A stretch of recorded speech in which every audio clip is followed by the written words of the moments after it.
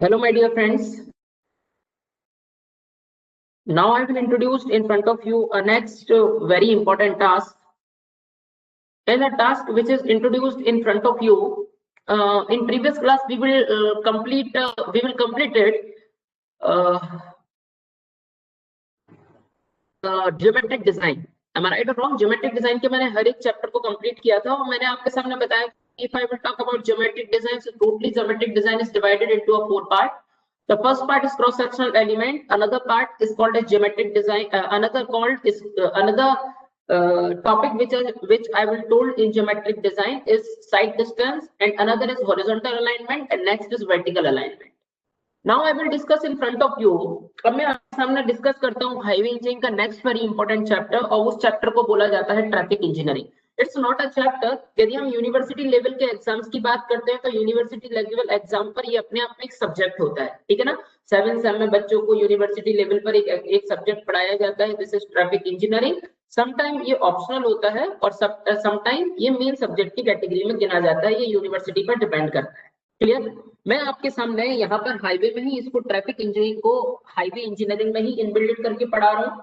Actual में it is real highway engineering का ही part है, बट यूनिवर्सिटी के दौरान इसको मैं अलग सब्जेक्ट के फॉर्म में पढ़ूंगा और यहाँ पर गेट एग्जाम प्रिपरेशन में मैं इसको हाईवे इंजीनियरिंग के ही अंदर पढ़ लूंगा.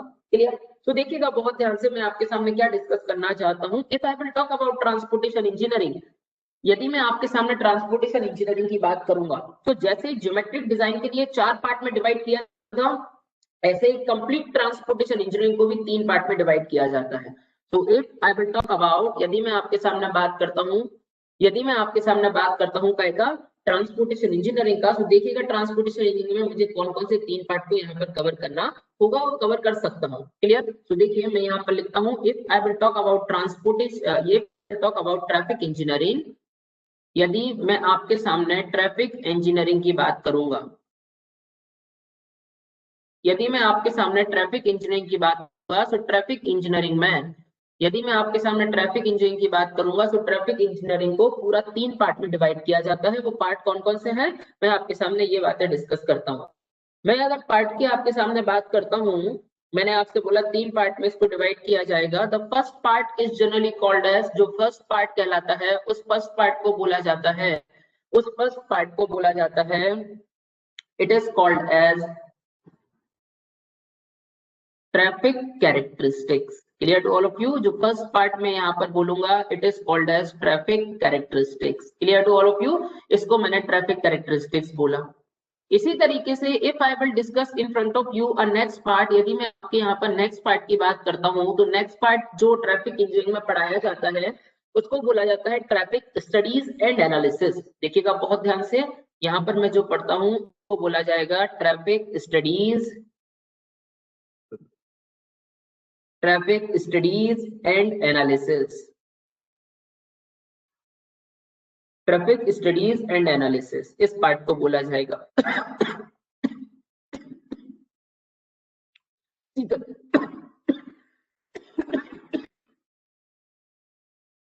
इसी तरीके से यदि मैं आपके सामने थर्ड पार्ट की बात करता हूं, if I will talk about third part, यदि मैं थर्ड पार्ट की आपके सामने बात करूंगा तो उस थर्ड पार्ट को बोला जाएगा traffic control devices and regulations. Clear to all of you. If I will talk about third part, तो थर्ड पार्ट को बोला जाएगा traffic control devices and regulations. Clear to all of you. ये इस तरीके से अगर मैं आपके सामने बात करूंगा तो मुझे पूरे ट्रांसपोर्टेशन इंजीनियरिंग को इन 3 पार्ट में कन्वर्ट करके पढ़ना पड़ेगा, डिवाइड करके पढ़ना पड़ेगा. क्लियर. तो firstly I will discuss in front of you, मैं आपके सामने डिस्क्राइब करता हूं सबसे important task. This is traffic engineering का ट्रैफिक कैरेक्टरिस्टिक्स. अगर मैं गेट पॉइंट ऑफ व्यू से बात करूं तो गेट पॉइंट ऑफ व्यू से ट्रैफिक स्टडीज एंड एनालिसिस बहुत ज्यादा इंपॉर्टेंट है और traffic control devices and regulation भी बहुत ज्यादा इंपॉर्टेंट है, जबकि ट्रैफिक कैरेक्टरिस्टिक्स से केवल एक ही टॉपिक से क्वेश्चन पूछे जाते हैं. क्लियर. लेकिन अगर मैं ट्रैफिक कैरेक्टरिस्टिक्स को आपके सामने नहीं पढ़ाऊंगा तो आपको फिर ट्रैफिक एनालिसिस और यानी ट्रैफिक स्टडीज और traffic control devices and regulation के चैप्टर को पढ़ने में थोड़ा सा प्रॉब्लम जा सकता है. So I will firstly introduce in front of you. सबसे पहले मैं आपके सामने कैरेक्टरिस्टिक की बात करता हूँ. ट्रैफिक कैरेक्टरिस्टिक को पढ़ने के बाद फिर मैं आपके सामने बात करूंगा एक अनदर स्टेटमेंट. क्लियर. देखिए डाउन द हेडिंग, बच्चे यहाँ पर हेडिंग डालेगा, it's a first unit under traffic engineering, this is traffic characteristics, this is called as traffic characteristics, मैंने उसको ट्रैफिक कैरेक्टरिस्टिक्स बोला। If I will talk about traffic characteristics, यदि मैं आपके सामने ट्रैफिक कैरेक्टरिस्टिक्स की बात करता हूँ, ट्रैफिक कैरेक्टरिस्टिक्स की अगर मैं बात करता हूँ, तो बेटा यहाँ पर 3 तरीके की ट्रैफिक कैरेक्टरिस्टिक्स पढ़नी पड़ेगी। ट्रैफिक कैरेक्टरिस्टिक्स का मतलब होता है ऐसी कैरेक्टरिस्टिक जो हमारे ट्रैफिक को, ट्रैफिक कैरेक्टरिस्टिक्स का मतलब होता है ऐसी कैरेक्टरिस्टिक जो हमारे ट्रैफिक को क्या करती हैं, अफेक्ट करेंगी। Clear to all of you? देखिए, if I will talk about traffic characteristics, यदि मैं ट्रैफिक कैरेक्टरिस्टिक्स की बात करता हूँ तो 3 तरीके की कैरेक्टरिस्टिक मुझे यहाँ पर पढ़नी पड़ती हैं। फर्स्ट कैरेक्टरिस्टिक जो होगा उसको बोला जाएगा रोड यूजर कैरेक्टरिस्टिक। बहुत ध्यान से सुनिए, if I will talk about first characteristic, तो फर्स्ट कैरेक्टरिस्टिक को बोला जाता है रोड यूजर कैरेक्टरिस्टिक्स। बेटा रोड यूजर कैरेक्टरिस्टिक का मतलब क्या है? रोड यूजर कैरेक्टरिस्टिक का मतलब क्या है? रोड यूजर कैरेक्टरिस्टिक्स का मतलब जो रोड को यूज कर रहे हैं उनका कैरेक्टरिस्टिक कैसा होना चाहिए। एक्चुअल में हम लोग रोड को यूज करते हैं, वी आर ह्यूमन बीइंग, और हम ह्यूमन बीइंग रोड को यूज करते हैं, ठीक है ना। तो एक्चुअल में हमारी कैरेक्टरिस्टिक भी ट्रैफिक को अफेक्ट करेंगी ना। हम हो सकता है सुन नहीं पाए, बहरे हो सकता है हम देख ना पाए, अंधे हों, तो हम कहीं भी चलेंगे, कुछ भी ट्रैफिक कोई भी हॉर्न मारता जाएगा, हमें तो कुछ सुनाई देगा नहीं। तो एक्चुअल में हमारे फिजिकल कैरेक्टरिस्टिक भी ट्रैफिक को अफेक्ट करेंगे, इसीलिए बोला जाता है road user characteristic. Similarly if I will talk about a next important part, आपके सामने नेक्स्ट इंपॉर्टेंट पार्ट की बात करता हूँ, तो नेक्स्ट इंपॉर्टेंट पार्ट को क्या बोला जाएगा?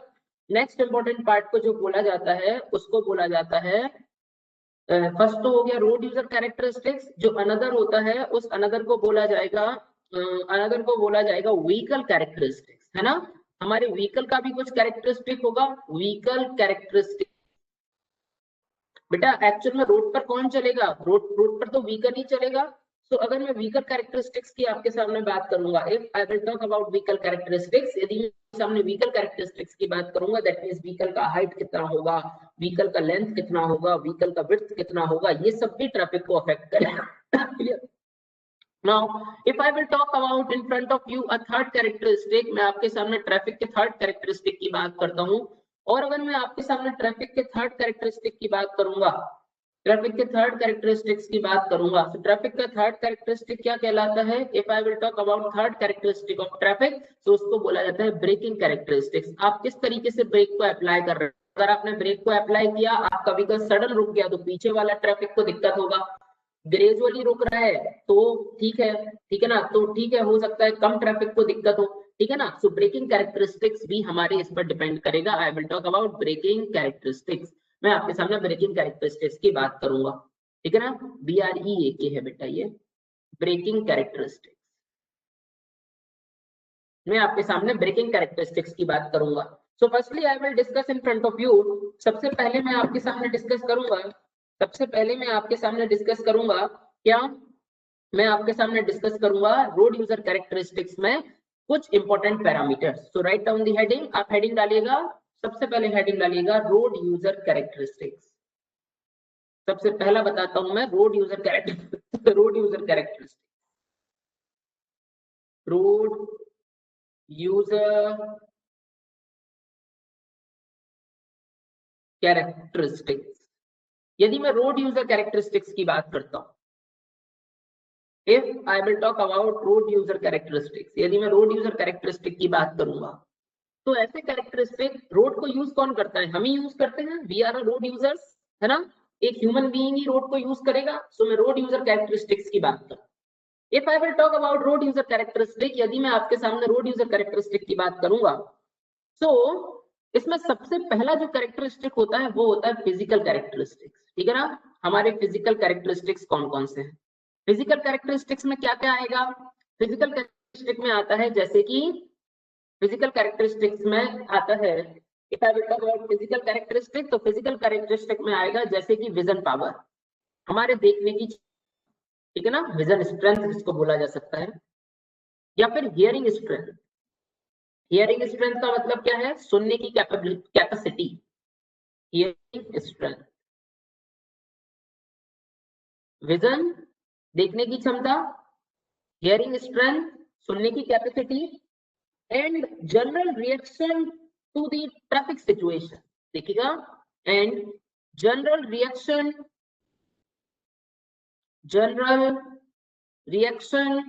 टू द ट्रैफिक सिचुएशन,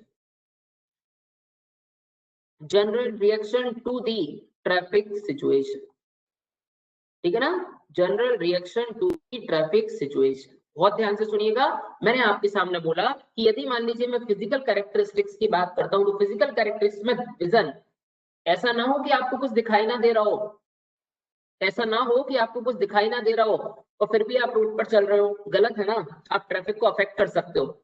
ऐसा ना हो कि आपको कुछ सुनाई भी ना दे रहा हो, there is no hearing are present here, है ना। अगर मान लीजिए आपके पास कोई भी हियरिंग स्ट्रेंथ प्रेजेंट ही नहीं है, कोई भी कितना भी हॉर्न मार रहा है, आपको फर्क नहीं पड़ता।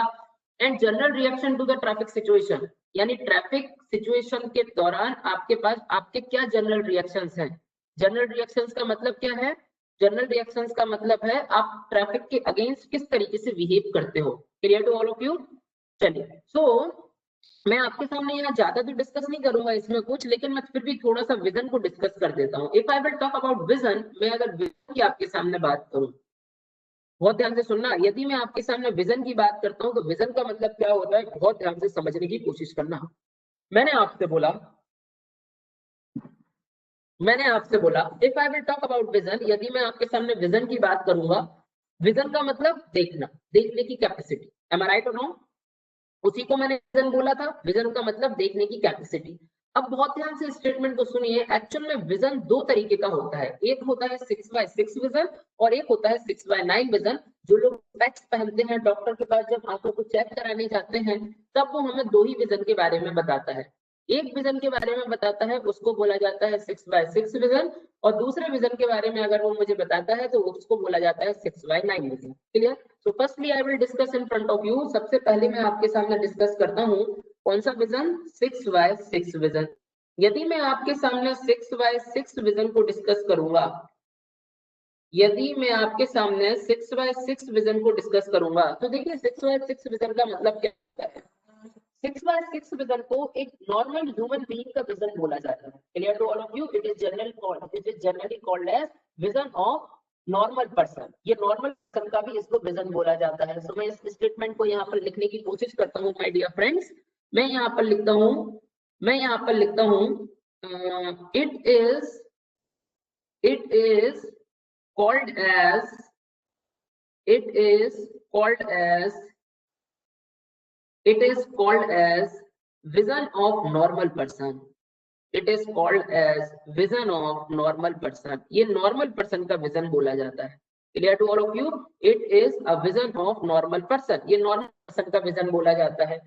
6x6 विजन का मतलब क्या होता है, 6x6 विजन का मतलब होता है अगर कोई भी पर्सन 6 मीटर डिस्टेंस से 8.5 mm फॉन्ट साइज का लेटर क्लियरली देख सकता है, if any person are clearly understood 8.5 mm font size letter at a distance of 6 meter, तो इसको बोला जाता है उसका 6x6 विजन। ठीक है ना। 6x6 विजन का मतलब क्या है, 6x6 विजन का मतलब होता है 8.5 mm फॉन्ट साइज के लेटर को, 8.5 mm फॉन्ट साइज के लेटर को, ये कितने mm से कितनी दूरी से देख ले, अगर 6 मीटर से क्लियरली अंडरस्टूड कर सकता है, सॉरी हाँ 6 मीटर से क्लियरली अंडरस्टूड कर सकता है, तो इस विजन को क्या बोला जाता है, 6x6 विजन बोला जाता है। This vision is generally called as, अगर मैं इस विजन की बात करूंगा, so this vision is generally called as, इस विजन को और क्या बोल सकता हूँ, so this vision is generally called as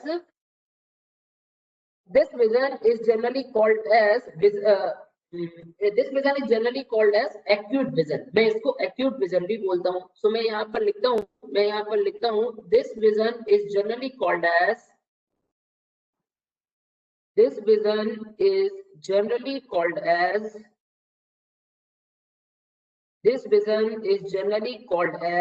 acute vision। मैं इसको acute vision भी बोलता हूँ। Clear to all of you? This vision is generally called as acute vision। Clear. तो आपको इतनी बात स्टेटमेंट के जरिए यहाँ पर समझनी जरूरी है। अब देखिएगा, मैं आपके सामने डिस्कस करता हूँ नेक्स्ट इंपोर्टेंट टास्क, और उसको बोला जाता है 6x9 विजन। मैं आपके सामने 6x9 विजन की बात करता हूँ। देखिएगा बहुत ध्यान से, if I will talk about 6/9 vision, मैं आपके सामने 6/9 विजन की बात करता हूँ। क्लियर? देखिए 6/9 विजन का मतलब क्या होता है। If I will talk about 6/9 vision, यदि मैं आपके सामने 6/9 विजन की बात करूंगा, तो मैंने आपके सामने बोला कि सपोज अर्थ सरफेस मुझे गिवन है, एक ग्राउंड सरफेस या रोड सरफेस को ही मैं कंसीडर कर लेता हूँ, हाईवे पढ़ रहा हूँ तो मैंने क्या किया, इस तरीके से एक रोड सरफेस को मैंने गिवन दिया, दिस इज अवर सरफेस, ये आपका रोड सरफेस मेरे लिए गिवन है। अब भाई इस तरीके से अगर मेरे लिए एक रोड सरफेस गिवन है, road surface is looking like this, इस तरीके से मैंने इसके रोड सरफेस को कंसीडर कर लिया, road surface is looking like this, और इस तरीके से मैंने रोड सरफेस को क्या कर लिया, कंसीडर कर लिया। Clear to all of you? इस तरीके से मैंने रोड सरफेस को कंसीडर किया। अब मैंने क्या किया सर, अब मैंने क्या किया, मैंने बोला इस रोड सरफेस पर एक ट्रैफिक साइन बोर्ड लगा है। Clear to all of you? चलिए मैं वैसे ही बना देता हूँ, रियलिटी में बनाया जाता है। यहाँ पर एक ट्रैफिक साइन बोर्ड लगा है, traffic sign board is looking like this, इस तरीके से मेरे पास एक ट्रैफिक साइन बोर्ड मुझे लगा हुआ दिख रहा है ना। और ये मान लो स्पीड लिमिट का साइन बोर्ड है। स्पीड लिमिट मतलब आपने कभी कभार चलते चलते देखा होगा कि इस तरीके से हाईवे पर अपन चल रहे हैं या रोड पर हम चलते हैं, वहां पर इस तरीके से एक सर्कल लगा हुआ होता है एक पोल के ऊपर साइड में, और उस पर लिखा होता है सपोज दैट 40, इस तरीके से। तो इसका मतलब क्या होता है कि इस पर्टिकुलर सेक्शन पर 40 किलोमीटर पर आवर से ज्यादा स्पीड परमिट नहीं है। Am I right or wrong? Limiting speed की वैल्यू है 40 kmph, लेकिन अब इस पर क्या लिखा होता है, कौन सी स्पीड होती है, ये इसके बारे में बाद में डिस्कस करेंगे। Am I right or wrong, my dear friends? So मैंने आपके सामने बोला कि इस तरीके से एक ट्रैफिक साइन बोर्ड लगा है। एक्चुअल में ये जो पोल्स होता है ना, ये ब्लैक एंड व्हाइट कलर का होता है, ये पोल ब्लैक एंड व्हाइट कलर का होता है, and which is circular cross section. इसका क्रॉस सेक्शन जो होगा वो क्रॉस सेक्शन सर्कुलर होगा। आपको जो 40 लगा हुआ दिख रहा है, ये 40 ब्लैक कलर से लिखा हुआ है, ये 40 ब्लैक कलर से लिखा हुआ है, और ये जो 40 किलो न्यूटन आपको यहाँ पर दिखाई देगा, ये 40 किलो न्यूटन जो आपको यहाँ पर दिखाई देगा, ये 40 किलो न्यूटन ब्लैक कलर से ही लिखा जाता है, और ये आजू बाजू का बॉर्डर जो आपको दिखाई दे रहा है वो रेड कलर से ही होता है, और ये अंदर का जो आपको दिखाई दे रहा है 40 के अंदर जो बॉर्डर है, बैकग्राउंड है, वो व्हाइट कलर से ही होता है। क्लियर? अब मान लीजिए दो बच्चे हैं, एक का नाम ए है, एक का नाम पी है। Clear to all of you? There is a two person, एक का नाम ए है और एक का नाम पी है। अब ए और person A and person P दोनों एक, इट इज अ पर्सन ए, ये ए पर्सन है, दिस इज अवर पर्सन ए, ये ए पर्सन हो गया। क्लियर? अब ये अगर ए पर्सन हो गया तो ये ए पर्सन क्या करेगा सर, ये ए पर्सन इस साइन बोर्ड को पढ़ेगा, यानी इसको साइन बोर्ड क्लियरली दिखने लगा कितने मीटर डिस्टेंस से। सो मैंने बोला सपोज दैट ये ए पर्सन है, इस ए पर्सन के लिए साइन बोर्ड 6 मीटर डिस्टेंस से क्लियरली विजिबल है। Clear to all of you? ये जो पर्सन ए है, इस ए पर्सन को साइन बोर्ड 6 मीटर डिस्टेंस से क्लियरली विजिबल है। अब मैं आपसे बोला अगर मैं पी पर्सन की बात करता हूं, if I will talk about person P, यदि मैं पी पर्सन की बात करूंगा तो पर्सन पी यहाँ कहीं पर लोकेटेड है, पर्सन पी यहाँ कहीं पर लोकेटेड है, पर्सन पी, ये पी पर्सन है और पी पर्सन यहाँ कहीं पर लोकेटेड है। तो मैंने आपसे बोला ये पी पर्सन जो है ना, वो इस साइन बोर्ड को क्लियरली 9 मीटर डिस्टेंस से विजिबल कर सकता है। बहुत ध्यान से सुनना, मैंने आपसे बोला वो पी पर्सन इस सिग्नल, इस साइन बोर्ड को, ये जो स्पीड लिमिट का साइन बोर्ड है, इस स्पीड लिमिट के साइन बोर्ड को 9 मीटर से क्लियरली विजिबल कर सकता है। Clear to all of you? 9 meter से ये क्लियरली विजिबल कर सकता है। समझ में आया? ये 9 मीटर क्लियरली विजिबल कर सकता है। आया कि ये कौन सा पर्सन था, ये पी पर्सन था। अगर मैं ए पर्सन की बात करूं तो ए पर्सन उसको 6 मीटर से विजिबल कर पा रहा है, जबकि एक पी पर्सन है जिसका विजन नॉर्मल है, वो 9 मीटर डिस्टेंस से उसको आराम से रिकॉग्नाइज कर सकता है। तो हमेशा याद रखिएगा इस विजन को 6/9 विजन बोला जाता है। इस विजन को कौन सा विजन बोला जाएगा? 6/9। इसका मतलब क्या है? इसका मतलब ये है कि ऐसा विजन जिसको एक नॉर्मल आदमी 9 मीटर से देख सकता है, उसको पुअर विजन वाला कितने मीटर से ऑब्जर्व कर पाएगा? 6 मीटर से ऑब्जर्व कर पाएगा। इसको 6/9 विजन बोला जाता है। ये 6 मीटर क्या बता रहा है? ऐसा पर्सन जिसकी आंखें खराब है, थोड़ी कमजोर है, और 9 क्या बता रहा है, अगर नॉर्मल आदमी के रिस्पेक्ट में बात करूं तो नॉर्मल आदमी उसको 9 मीटर डिस्टेंस से क्लियरली विजिबल कर सकता है। All of you, this is called 6x9 vision. इसको मैंने 6x9 विजन बोला, समझ में आया? इसको मैंने 6x9 विजन बोल दिया। This is called 6x9 vision. तो एक बात बताइए, 6x6 विजन का मतलब क्या होता है? 6x6 विजन का मतलब है कोई भी नॉर्मल पर्सन 6 मीटर डिस्टेंस से 8.5 mm फॉन्ट साइज का लेटर पढ़ ले। Am I right or wrong?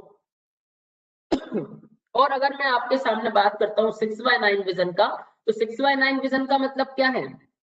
कोई नॉर्मल इंसान तो मीटर से पढ़ सकता है और जिसका आंख थोड़ा सा कमजोर है वो 6 मीटर से पढ़ पाएगा। यार इसका मतलब ये है ना कि 6x6 विजन तो नॉर्मल विजन है, लेकिन 6x9 विजन नॉर्मल के रिस्पेक्ट में थोड़ा सा कमजोर विजन है। एम आई राइट और रॉन्ग? क्योंकि वहां पर आदमी 6 मीटर डिस्टेंस से, वो तो नॉर्मल आंख चलाई ना, अगर 6 मीटर डिस्टेंस से 8.5 का लेटर पढ़ सकता है तो। और अगर मैं 6x9 की बात करूं तो जो लेटर कमजोर आंख वाले को 6 मीटर से दिखाई देता है वो अच्छी आंख वाले को 9 मीटर से दिखाई दे जाएगा, यानी नॉर्मल आंख वालों को 9 मीटर से दिखाई दे जाना चाहिए।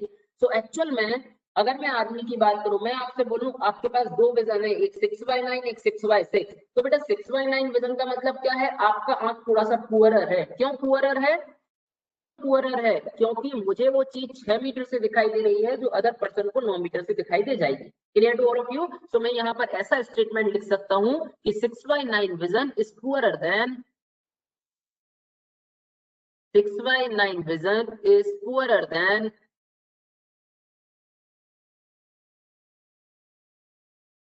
6x9 vision is poorer than 6x6 vision. Clear to all of you?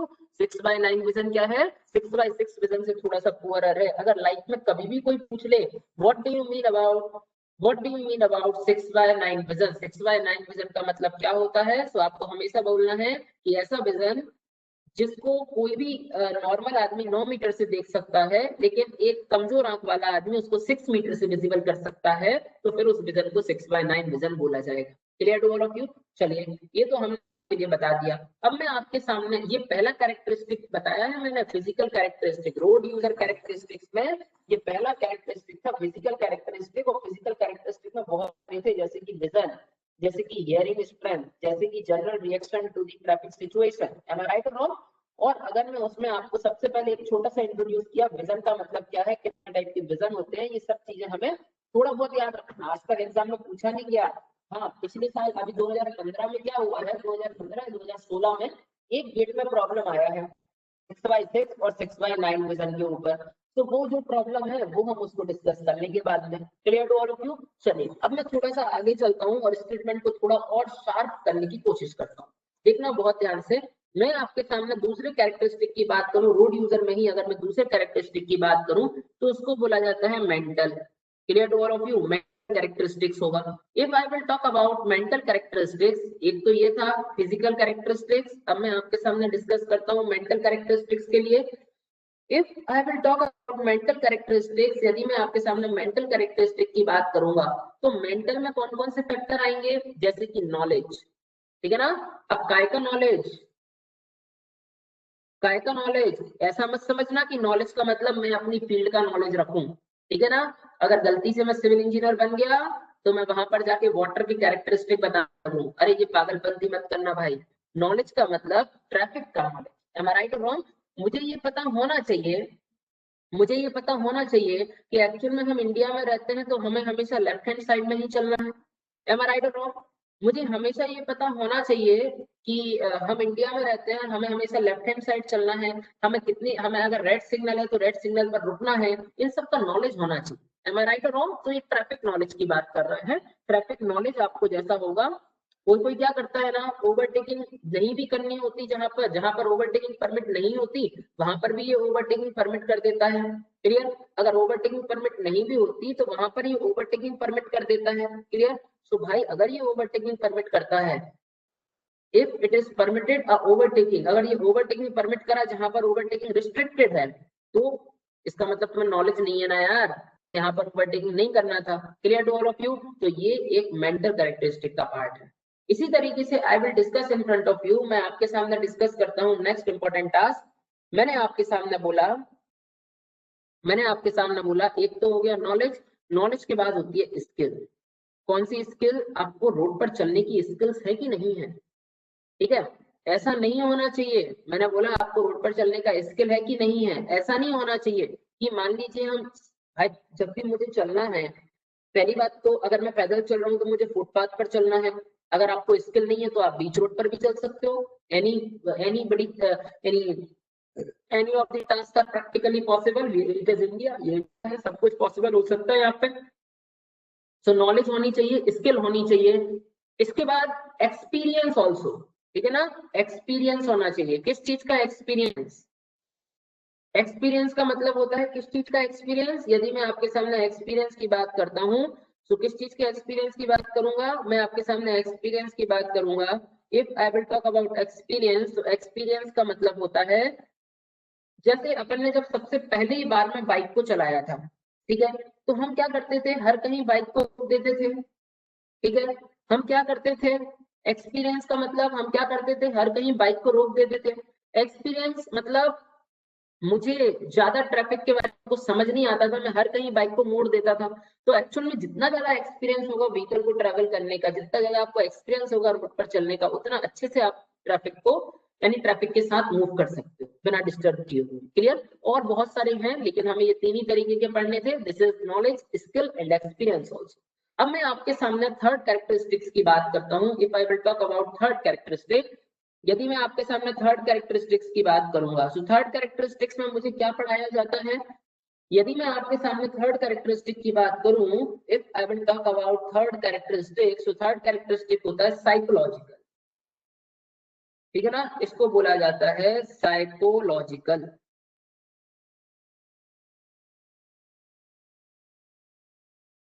Psychological characteristics, if I will talk about psychological characteristics, यदि मैं आपके सामने साइकोलॉजिकल कैरेक्टरिस्टिक की बात करूंगा, if I will talk about psychological characteristic, यदि मैं साइकोलॉजिकल कैरेक्टरिस्टिक की बात करूंगा, तो बहुत ध्यान से देखना साइकोलॉजिकल कैरेक्टरिस्टिक का मतलब क्या होता है। अगर मैं साइकोलॉजिकल कैरेक्टरिस्टिक की आपके सामने बात किया, तो साइकोलॉजी का मतलब हम कहते हैं ना ये थोड़ा सा साइको है, एम आई राइट और रॉन्ग? तो इसमें क्या क्या आ सकता है? दिस इज अटेंटिवनेस, ठीक है ना। सबसे पहला मैं आपके सामने बता रहा हूँ अटेंटिवनेस। अटेंटिवनेस का मतलब क्या है? अटेंटिवनेस का मतलब है आप अटेंटिव रहते हो कि नहीं ट्रैफिक के दौरान। ऐसा तो नहीं है कि आप अगर किसी भी रोड पर मूव कर रहे हो, कोई कितना भी हॉर्न वगैरह देता रहे, आपको कुछ सुनाई ना दे, है ना, आप कुछ सुनो ही ना, अपनी सुध में चले जा रहे हो, तो आप इसका मतलब अटेंटिव नहीं हो। आपको अटेंटिव होना चाहिए। अगर अटेंटिव नहीं होगे तो भी गड़बड़ है। इसका दूसरा होता है फियर, डर। हम अगर बहुत सारे लोग तो इतना डरते हैं कि एकदम साइड में जाके slow slow slow slow speed में व्हीकल को चलाते हैं, ठीक है ना। गलत है भाई। अगर रोड के लिए एक मैक्सिमम स्पीड डिफाइन है तो एक मिनिमम स्पीड भी डिफाइन है। आप इससे कम स्पीड पर व्हीकल को नहीं चला सकते। इससे अच्छे उधर के ढड़काने लगो ना पैदल। एम आई राइट और रॉन्ग? तो फियर भी खराब चीज होती है। अगर आपको ज्यादा डर होगा तो भी आपका ट्रैफिक वहां पर अफेक्ट हो सकता है। क्लियर? अब मैं आपके सामने जो बात करता हूँ, अब मैं आपके सामने जो बात करूंगा उसको बोला जाएगा फियर के बाद। फियर के बाद जो मैं आपके सामने करूंगा, इट इज एंगर, ठीक है ना, गुस्सा, ठीक है। ये भाई जेंडर पर डिपेंड करता है, ठीक है। जैसे suppose that I will discuss in front of you कि अगर सपोज दैट मैंने आपके सामने डिस्कस किया एंगर के लिए, हम जनरली कहते हैं ना कि जैसे हम लोग कोई बहुत ज्यादा हॉर्न बजा रहा है, बहुत ज्यादा हॉर्न बजा रहा है तो हम उस पर गुस्सा हो जाते हैं, या फिर कोई हमारी गाड़ी के सामने आ रहा तो हमारा एंगर, हम गुस्सा कितने, हम गुस्से में ऐसा तो नहीं है गाड़ी बहुत तेज आने लगे, ऐसा तो नहीं है बीच रोड पर ही गाड़ी टिका लें, हम गुस्से में कुछ भी कर सकते हैं। सो गुस्सा एक्चुअल में age as well as gender पर डिपेंड करता है। क्लियर? ऐसा जनरली बोला जाता है। यहाँ पर जो भी मैडम लोग बैठे हो, आई रियली सॉरी, और लड़कों से तो कोई प्रॉब्लम है नहीं। तो अगर मान लीजिए मैं एंगर की बात करूं तो ये जेंडर पर डिपेंड करेगा। जैसे अगर मैं लड़कियों की बात करूं, अगर मान लीजिए वो कभी भी उस रोड पर व्हीकल को ड्राइव करती हैं तो बहुत सारे पैरामीटर्स को चेंज किया जाता है, जैसे कि रिएक्शन टाइम। या तो वो रिएक्ट ही नहीं करेंगी, और करेंगी तो इतनी भयंकर कि उसकी कोई हिसाब ही नहीं। Am I right or wrong? So reaction time is the one of the major factor here, ठीक है। इसी तरीके से या तो उनको गुस्सा आएगा नहीं, और आएगा तो इतना भयंकर कि कुछ नहीं कर सकते। क्लियर? तो इसी तरीके से ये gender as well as age पर भी डिपेंड करता है। ऐसा नहीं बोल रहा हूँ कि लड़कों को गुस्सा नहीं आता, आता है, बिल्कुल आएगा, वहां पर भी जेंडर का फैक्टर रहेगा, लेकिन एज कम्पेयर टू वहां पर फैक्टर थोड़ा सा कम रहता है। अब देखिएगा अटेंटिवनेस हो गया, फियर हो गया, एंगर हो गया, और इसमें एक और आता है जनरल एटीट्यूड टूवर्ड्स ट्रैफिक। देखिएगा, where is my cursor, yes, general attitude towards traffic.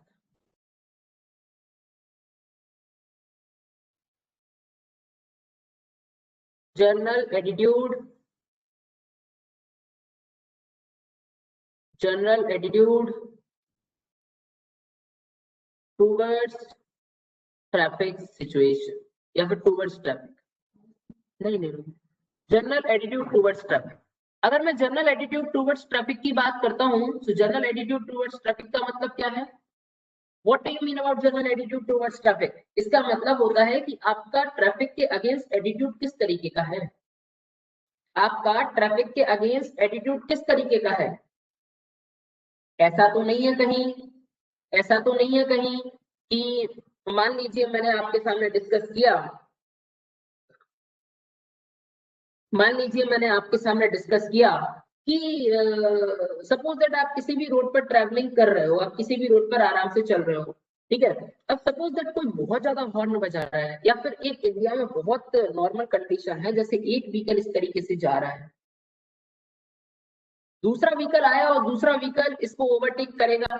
जब ये ओवरटेक कर रहा होगा तो ये दोनों एक दूसरे को घूरेंगे आंखों से। Am I right or wrong? Now, what is the logic behind this? मुझे आज तक समझ नहीं आया। ये हमारा एटीट्यूड है, ठीक है ना, ये साइकोलॉजी है, घूरना, ठीक है, कि तुम मुझसे आगे कैसे निकल रहे हो, एक बोलेगा मैं तो निकलूंगा। समझ में आ रहा है? तो आपका एक्चुअल में ट्रैफिक, अगर आपका पॉजिटिव एटीट्यूड है तो it's okay, there is no problem. If attitude is negative तो गड़बड़ हो जाएगा ना, तो इसीलिए वो भी ट्रैफिक को अफेक्ट कर सकता है। चलिए आगे आते हैं। Now I will discuss in front of you next important task. मैं आपके सामने नेक्स्ट इंपॉर्टेंट टास्क की बात करता हूँ। मेरे पास इतनी चीजें तो आ गई। मैंने यहाँ पर 3 तरीके की कैरेक्टरिस्टिक देख ली है। फर्स्ट इज फिजिकल कैरेक्टरिस्टिक्स, मैंने फिजिकल कैरेक्टरिस्टिक के लिए देख लिया। Second I will discuss in front of you, जो सेकंड मैंने आपके सामने डिस्कस किया है उसको मैंने बोला मेंटल कैरेक्टरिस्टिक्स, उसको मैंने मेंटल कैरेक्टरिस्टिक देख लिया। और फिर हमने आपके सामने डिस्कस किया है, उसको मैंने बोला है साइकोलॉजिकल कैरेक्टरिस्टिक्स, तो मैंने उसको साइकोलॉजिकल कैरेक्टरिस्टिक के फॉर्म में भी देख लिया। क्लियर? इतने 3 कैरेक्टरिस्टिक मैं ऑलरेडी आपके सामने डिफाइन कर चुका हूँ। चलिए, now I will discuss in front of you a fourth characteristic. मैं आपके सामने फोर्थ कैरेक्टरिस्टिक की बात करता हूँ, and fourth characteristic is called as environmental characteristics. Clear? देखिएगा, मैं आपके सामने बोलता हूँ environmental characteristic. If I will talk about environmental characteristics, यदि मैं आपके सामने environmental characteristics की बात करूंगा, तो environmental characteristics का मतलब क्या है? Environmental characteristic का मतलब होता है कि वहां की टोपोग्राफी कैसी है। अगर मान लीजिए वहां पर हिली एरियाज है, तो भाई मैं गाड़ी को 100 kmph पर नहीं भगा सकता। Am I right or wrong? वहां पर अगर मान लीजिए वहां पर प्लेन एरिया है, तो फिर मैं हिली एरिया जैसे पैरामीटर्स को प्रोवाइड नहीं कर सकता हूँ। क्लियर? सो एक्चुअल में ट्रैफिक वहां का अफेक्ट होता है वहां की टोपोग्राफी से। ठीक है? इस एटमॉस्फेरिक कंडीशन कैसी है? अगर बहुत ज्यादा फॉग है तो गाड़ी का स्पीड स्लो होगा। एम आई राइट और रॉन्ग? सो इन सब चीजों पर डिपेंड करेगा। सो अगर मैं एनवायरमेंटल की बात करता हूँ, if I will talk about environmental, यदि मैं एनवायरमेंटल की बात करूंगा, तो जैसे कि वहां की एटमॉस्फेरिक कंडीशन, मैं आपके सामने एटमॉस्फेरिक कंडीशन की बात करूंगा। एटमॉस्फेरिक कंडीशन, मैं वहां एटमॉस्फेरिक कंडीशन के बारे में बात करूंगा। वहां की अगर मैं एनवायरमेंटल फैक्टर की बात करता हूँ, तो एनवायरमेंटल फैक्टर में और क्या आएगा? एनवायरमेंटल फैक्टर में और आता है वहां की टोपोग्राफी। वहां की टोपोग्राफी कैसी है? ठीक है ना? It is a topography of the area. वहां की टोपोग्राफी कैसी है? समझ में आया? ये सब चीजों की अगर मैं बात करता हूँ, एटसेट्रा टू ऑल, जितनी भी चीजों की मैं बात करूंगा वो एनवायरमेंटल कंडीशन में एग्जिस्ट करेगा। समझ में आया आप सभी को? इस तरीके से मैं आपके सामने एक छोटा सा स्टेटमेंट डिस्क्राइब करना चाहता था। ठीक है ना भाई? तो मैंने आपके सामने, और बहुत सारे हो सकते हैं, जैसे कि मैं आपके सामने नाम बता सकता हूँ, ठीक है ना, जैसे कि फैसिलिटीज ऑफ द ट्रैफिक, वहां की फैसिलिटीज कैसी है, लोकेलिटी कैसी है ना, दुनिया भर की बातें हो सकती हैं, लेकिन these are the important concept. मैं आपके लिए केवल यही बताना चाहता था कि ट्रैफिक कैरेक्टरिस्टिक्स में, रोड यूजर कैरेक्टरिस्टिक्स में क्या क्या है। रोड यूजर कैरेक्टरिस्टिक्स में रोड यूजर्स की फिजिकल कैरेक्टरिस्टिक्स आएंगी, उसकी मेंटल कैरेक्टरिस्टिक आएगी, उसकी साइकोलॉजिकल कैरेक्टरिस्टिक आएगी, और एनवायरमेंटल कैरेक्टरिस्टिक्स आएगी। वहां की लोकेलिटी कैसी है, वहां का एटमॉस्फेरिक कंडीशन कैसी है, वहां का टोपोग्राफी कैसा है, एम आई राइट और रॉन्ग? इस तरह की बातें हम वहां पर देख सकते हैं। वहां पर ट्रैफिक की फैसिलिटी कैसी है, ये सभी चीजें इस टोपोग्राफी, इस एनवायरमेंटल के अंदर आएंगी। क्लियर? अब मैं आपके सामने डिस्कस करता हूँ, नेक्स्ट इंपॉर्टेंट टास्क के लिए। और वो नेक्स्ट इंपॉर्टेंट टास्क जो मैं आपके सामने डिस्कस करूंगा उसको समझने की थोड़ी सी कोशिश करता हूँ। देखिए, उसको समझने की थोड़ी सी कोशिश करिएगा, मैं आपके सामने क्या बताना चाहता हूँ। अब मैं आपके सामने दूसरे तरीके की कैरेक्टरिस्टिक लिखा है, it is called as vehicle characteristics. तो मैं आपके सामने व्हीकल कैरेक्टरिस्टिक के बारे में थोड़ा सा डिफाइन करना चाहूंगा। देखिएगा, if I will talk about vehicle characteristic, तो यहाँ पर बच्चे हेडिंग डालिएगा, हेडिंग डालते हैं अपन व्हीकल कैरेक्टरिस्टिक्स। व्हीकल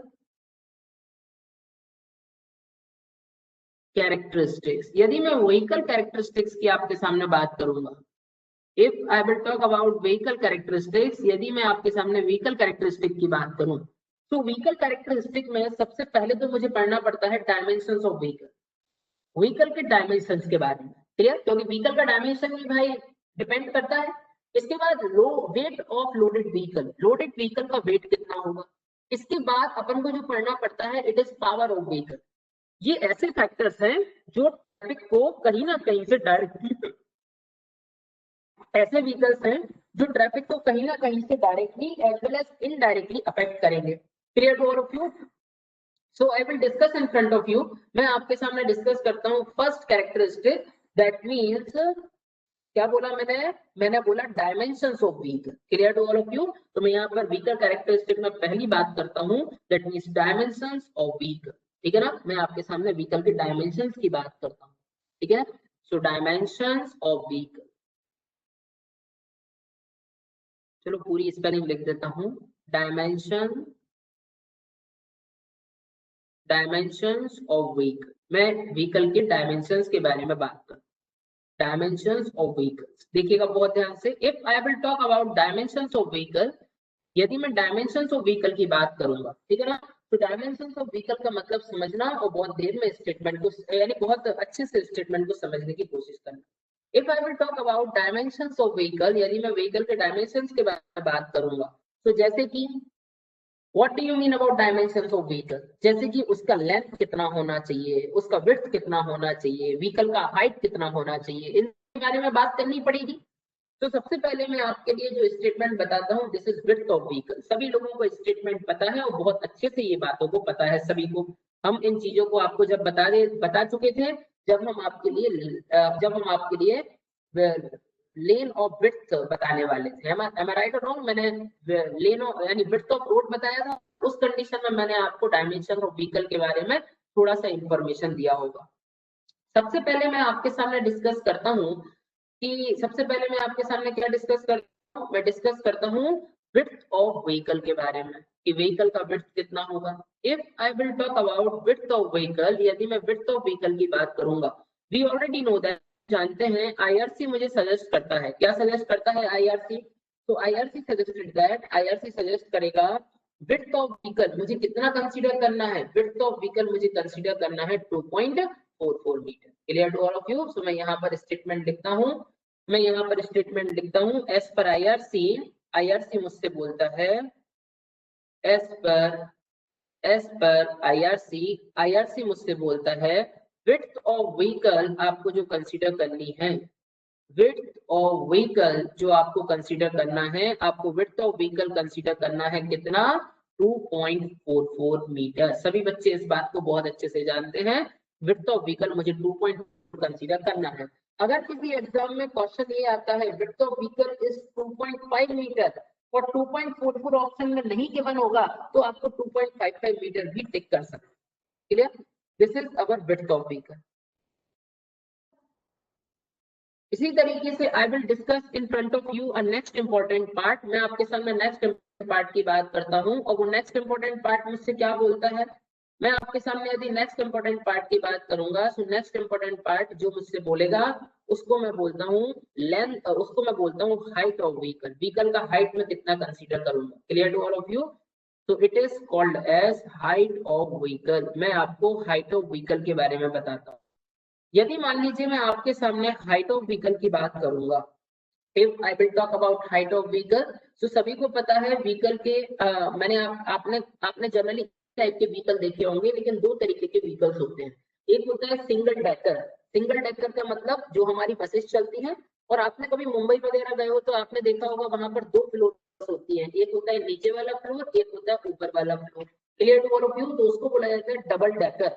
इधर एक के ऊपर एक, डबल डेकर। सो अगर मैं हाइट ऑफ व्हीकल की बात करूं तो आईआरसी मुझसे बोलता है अगर कोई सिंगल डेक्ड व्हीकल है जो हम जनरली रोड पर चलते हुए देखते हैं, it is called single decked, और अगर उसके ऊपर एक और है, बस के ऊपर हम कहते हैं ना डबल मंजिल की बस है, तो उसको बोला जाता था double decked. Clear to all of you? तो यदि मैं हाइट ऑफ व्हीकल की बात करूंगा तो सबसे पहले मैं आपके सामने लिखता हूँ सिंगल डेक्ड व्हीकल। अगर मैं आपके सामने सिंगल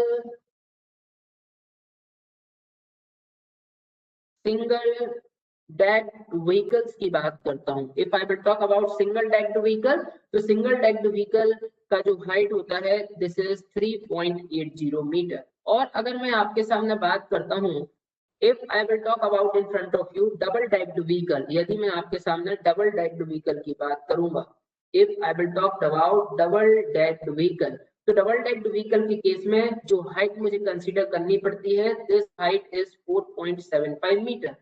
मैं जो हाइट कंसीडर करता हूँ उसको मैंने बोला 4.75 मीटर। समझ में आया?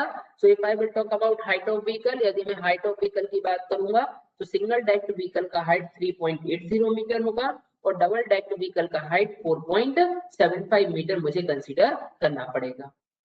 ठीक है, इतनी बात तो मुझे समझ में आ गई। Now I will discuss in front of you, अब मैं आपके सामने डिस्कस करता हूँ लेंथ ऑफ व्हीकल के बारे में। ठीक है ना? So write down the heading, heading डालिएगा लेंथ ऑफ व्हीकल। मैं आपके सामने बात करता हूँ सी स्टेटमेंट की। This is length of vehicle, यानी हमारे व्हीकल का लेंथ कितना होगा। सो लेंथ ऑफ व्हीकल की मैं आपके सामने बात करूंगा। If I will talk about length of vehicle, मैं अगर आपके सामने लेंथ ऑफ व्हीकल की बात करता हूँ तो स्टेटमेंट को बहुत ध्यान से समझने की कोशिश कीजिएगा। लेंथ ऑफ व्हीकल किस तरीके से फाइंड किया जाएगा। If I will talk length of vehicle, यदि मैं आपके सामने लेंथ ऑफ व्हीकल की बात करूंगा तो देखिएगा स्टेटमेंट किस तरीके से दिया जाता है। आप अगर ये समझते हो कि length of vehicle is 6 meter, अगर 6 मीटर आपके व्हीकल का लेंथ है, इफ लेंथ ऑफ व्हीकल, अगर आप ये समझते हो कि आपके व्हीकल का लेंथ 6 मीटर है तो आप गलत हो। Clear to all of you? क्यों गलत हो सर? अगर लेंथ ऑफ व्हीकल हमने 6 मीटर समझ लिया, अगर लेंथ ऑफ व्हीकल को मैंने 6 मीटर समझ लिया तो आप गलत हो, क्योंकि भाई वो लेंथ ऑफ व्हील बेस मैंने बताया था। Clear to all of you? मैंने ये बताया कि जनरली उसको लेंथ ऑफ व्हीकल बोल दिया जाता है, लेकिन एक्चुअल में वो लेंथ ऑफ व्हील बेस है। लेंथ ऑफ व्हील बेस का क्या मतलब बताया था मैंने लेंथ ऑफ व्हील बेस का मतलब बताया था, मैंने लेंथ ऑफ व्हील का मतलब बताया था, क्या बताया था लेंथ ऑफ व्हील बेस का मतलब? मैंने लेंथ ऑफ व्हील बेस का आपके लिए मतलब बताया था किन्हीं भी दो एक्सल के बीच का डिस्टेंस जो होगा उसको मैं लेंथ ऑफ व्हील बेस बोलूंगा। Clear to all of you? तो अगर मैं आपके सामने लेंथ ऑफ व्हीकल्स की बात करता हूं तो सबसे पहले देखिएगा मैं आपके सामने बात करूंगा सिंगल यूनिट ट्रक विथ 2 और मोर देन 2 एक्सल। एक्सल का मतलब सभी समझते हो, एक रॉड से अगर दो टायर जोड़ दिए जाए तो उसको एक्सल बोला जाता है। क्लियर? अगर दोनों तरफ एक एक टायर है तो उसको सिंगल व्हील एक्सल बोला जाएगा, और दोनों तरफ दो दो टायर है तो उसको डुअल व्हील एक्सल बोला जाएगा। तो अगर मैं लेंथ ऑफ व्हीकल की आपके सामने बात करूंगा तो मैं आपके सामने बोलता हूँ सिंगल यूनिट ट्रक। देखिए मैं आपके सामने बोलता हूँ single unit truck, single unit truck with single unit truck with 2 or more than 2 axle, with 2 or more than 2 axle. Clear to all of you? Single unit truck with 2 और more than 2 axle. तो अगर मैं single unit truck की बात करता हूँ जिसमें दो या फिर दो से ज्यादा एक्सल हैं, उसकी लेंथ मुझे आईआरसी कंसीडर करता है 11.0 मीटर। क्लियर? इसी तरीके से अगर मैं आपके सामने बात करता हूँ सिंगल यूनिट बस, मैं आपके सामने सिंगल यूनिट बस की बात करूंगा, सिंगल यूनिट बस विथ 2 और मोर देन 2 एक्सल, तो उस कंडीशन में मुझे जो लेना है इट इज 12.0 मीटर। इसी तरीके से वो मुझसे बोलता है semi trailer tractor combination. Semi trailer का मतलब आधी ट्रॉली, छोटी ट्रॉली जिसको बोला जाता है, मैं उसको बोल सकता हूँ मैंने आपके सामने बोला सेमी ट्रेलर ट्रैक्टर कॉम्बिनेशन। तो देखिएगा, if I will talk about semi trailer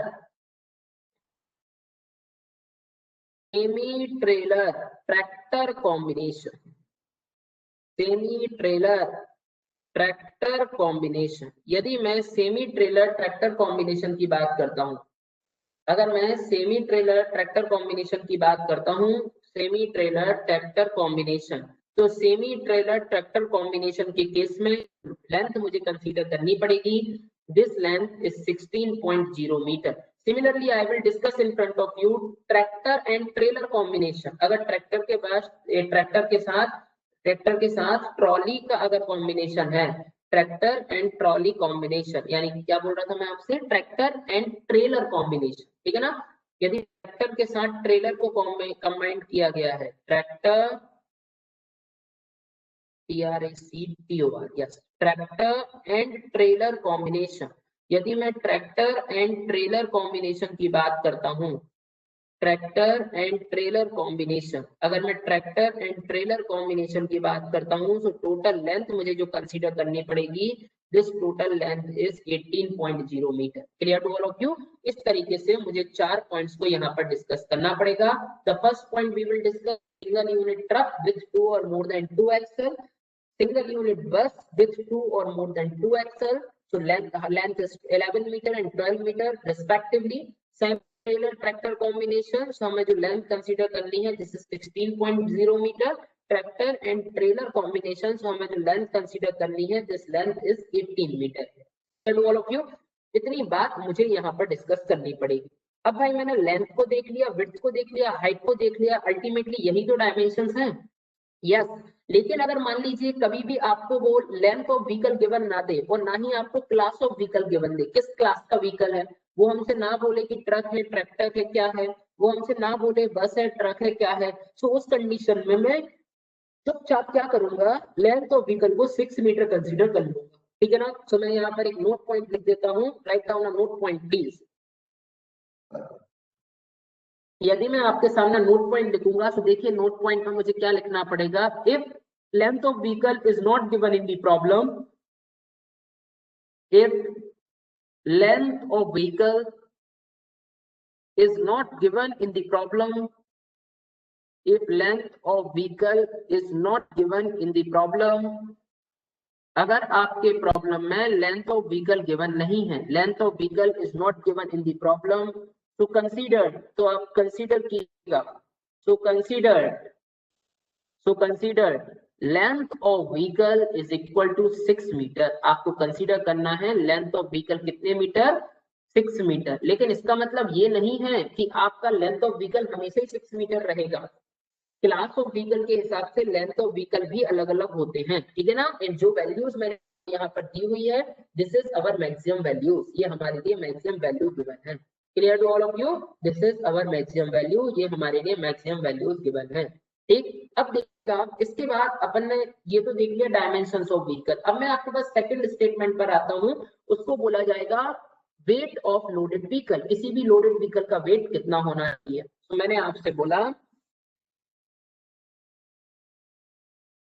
wait of loaded vehicle, देखिएगा बहुत ध्यान से, write down the heading, yes, मैं आपके सामने सेकंड स्टेटमेंट डिस्कस कर रहा था, that means second vehicle characteristic, उसको मैंने बोला wait of loaded vehicle, loaded vehicle का वेट कितना होगा।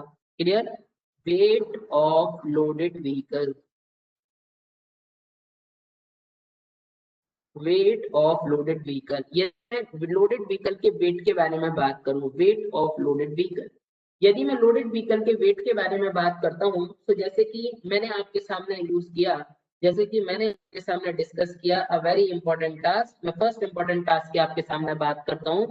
मैंने बोला फॉर सिंगल व्हील एक्सल, यदि मैं सिंगल व्हील एक्सल की बात करूंगा, when if I will use single wheel axle, मैं अगर सिंगल व्हील एक्सल की बात करूंगा, what do you mean about single wheel axle? अगर मैं सिंगल व्हील एक्सल की बात करता हूं, जैसे कि अगर एक रॉड से दोनों तरफ एक एक टायर जुड़े हुए हों, ठीक है ना, दिस इज अवर बेटा सिंगल व्हील असेंबली होती है एक्चुअल में, ठीक है ना, single wheel assembly. Single wheel assembly का मतलब दो चीजों से मिलकर बना होगा। सो मैंने आपसे बोला इस तरीके से स्टील का रॉड था और उसमें क्या है, उसमें इस तरीके से एक टायर रखा हुआ है, tyre is looking like this, उसमें इस तरीके से एक टायर रखा हुआ है और उसमें दूसरी तरफ ये टायर रखा हुआ है। एम आई राइट और रॉन्ग? इस तरीके से ये दो टायर यहाँ पर मैंने प्लेस्ड कर दिए और मैंने आपसे बोला ये जो एक्सल मुझे यहाँ पर दिखाई दिया, axle which is given to us, अरे यार एक सेकेंड, इस तरीके से मुझे ये गिवन दिया हुआ, ये दिखाई दिया और मैंने बोला this is also another another tyre, और मैंने इसको इस तरीके से इससे गिवन, इससे इस तरीके से अटैच किया, तो इसको मैंने क्या बोला, this is generally called a single wheel axle, इसको मैंने सिंगल व्हील एक्सल बोला। अब मैं आपके सामने अगर सिंगल व्हील एक्सल की बात करूं तो सिंगल व्हील एक्सल पर मैक्सिमम लोड कितना कंसीडर किया जाता है, तो उसको बोला मैंने ज्यादा से ज्यादा 8170 किलोग्राम लोड आ सकता है। 8170 किलोग्राम का मतलब क्या होता है, दैट मींस 8.17 टन का लोड आ सकता है। और इसको मैं अप्रोक्सीमेट इक्वल क्या लिख सकता हूँ, क्या मैं इसको अप्रोक्सीमेट इक्वल 8.2 टन लिख सकता हूँ क्या? एनीबडी एल्स, क्या मैं इसको अप्रोक्सीमेट इक्वल टू 8.2 टन लिख सकता हूँ क्या? ठीक है, मैं इसको अप्रोक्सीमेट 8.2 टन के बराबर लिख सकता हूँ। Clear to all of you? इतनी बात तो हमें समझ में आ गई, समझ में आ गया, इतनी बात तो मुझे समझ आ गई। अब कंडीशन देखिए, अब कंडीशन देखिए मैं आपके सामने क्या डिस्कस करता हूँ।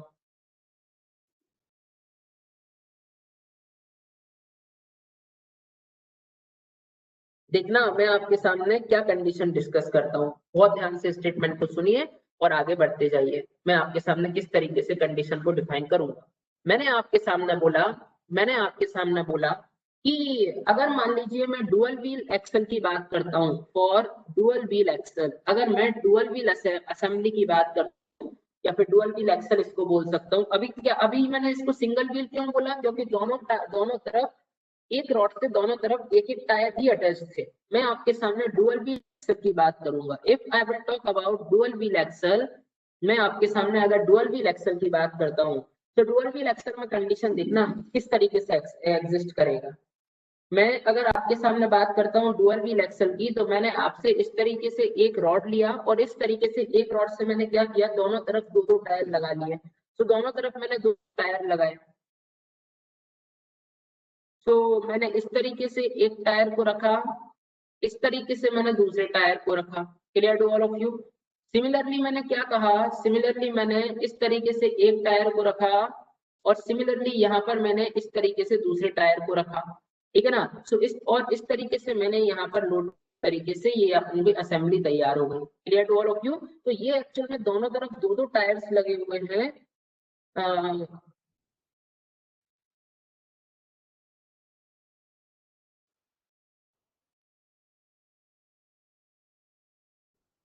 देखिए मैं आपके सामने क्या बोलता हूँ, मैंने आपके सामने बोला है, मैंने आपके सामने बोला है कि अगर मैं डुअल व्हील असेंबली की बात करता हूँ, if I will talk about dual wheel assembly, तो मैंने बोला दोनों तरफ, ये दोनों तरफ दो दो टायर रखे हुए हैं, इसको मैंने डुअल व्हील एक्सल बोल दिया। या ना एक्चुअल में जो 8.2 टन 8.8170 किलोग्राम, ये जो आपको सभी वैल्यूज गिवन है ना सर, ये जो वैल्यूज आप सभी के लिए गिवन है, बहुत ध्यान से सुनना, these values which is given to us, जो आपके लिए और जो आपके लिए गिवन है, तो इसके लिए एक बहुत अच्छे से बात सुनिएगा, मैं आपको क्या बताना चाहता हूँ।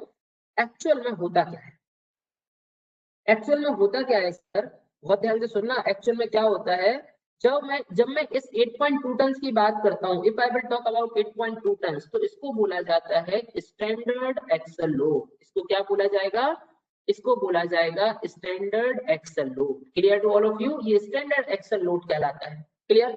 अब मैंने लोड की वैल्यू को इंक्रीज किया और 8.2 टन से हटाकर लोड को कितना टन कर दिया, मैंने लोड को 10.2 टन कर दिया।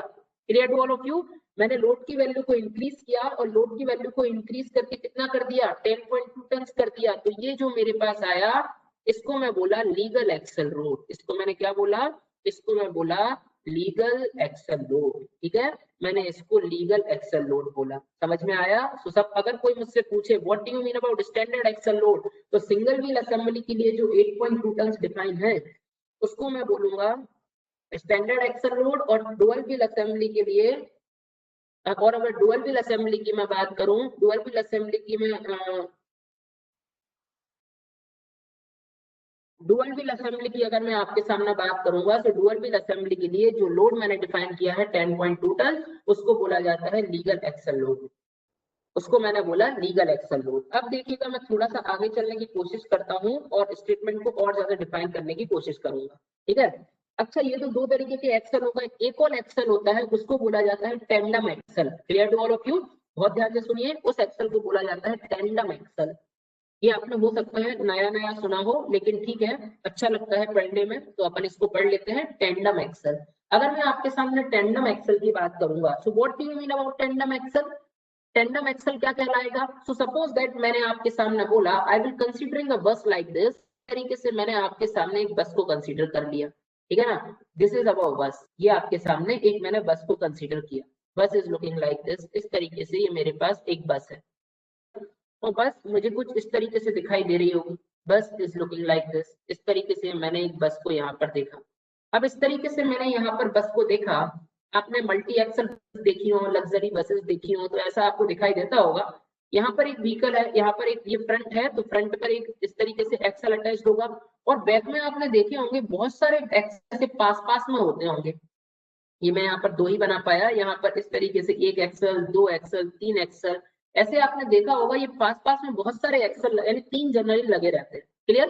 दो लगे रहते हैं या फिर तीन लगे रहते हैं। तो इस तरीके के जो एक्सल होते हैं उसको टेंडम एक्सल बोला जाता है। कौन सा एक्सल बोला जाएगा? This is generally called as tandem axle. इसको मैं टेंडम एक्सल बोलूंगा। क्लियर? अब भाई इसको अगर मैं आपके सामने टेंडम एक्सल बोला, इसको मैंने टेंडम एक्सल बोला, आईआरसी मुझसे बोलता है टेंडम एक्सल के केस में जो मुझे लोड कंसीडर करना है, दिस लोड इज 18 टन। मैं ज्यादा से ज्यादा 18 टन तक लोड इसमें ट्रांसमिट कर सकता हूं। समझ में आया? 18 टन लोड तक मैं इसमें ट्रांसमिट कर सकता हूं। लेकिन अगर केवल डुअल व्हील असेंबली है तो एक एक्सल पर, डुअल व्हील एक्सल पर मैं ज्यादा से ज्यादा 10.2 टन ट्रांसमिट करूंगा। सिंगल एक्सल पर ज्यादा से ज्यादा 8.2 टन ट्रांसमिट करूंगा। और अगर ये टेंडम एक्सल है तो टेंडम एक्सल पर मैं 18 टन तक लोड ट्रांसमिट कर सकता हूँ। समझ में आ गया सभी को?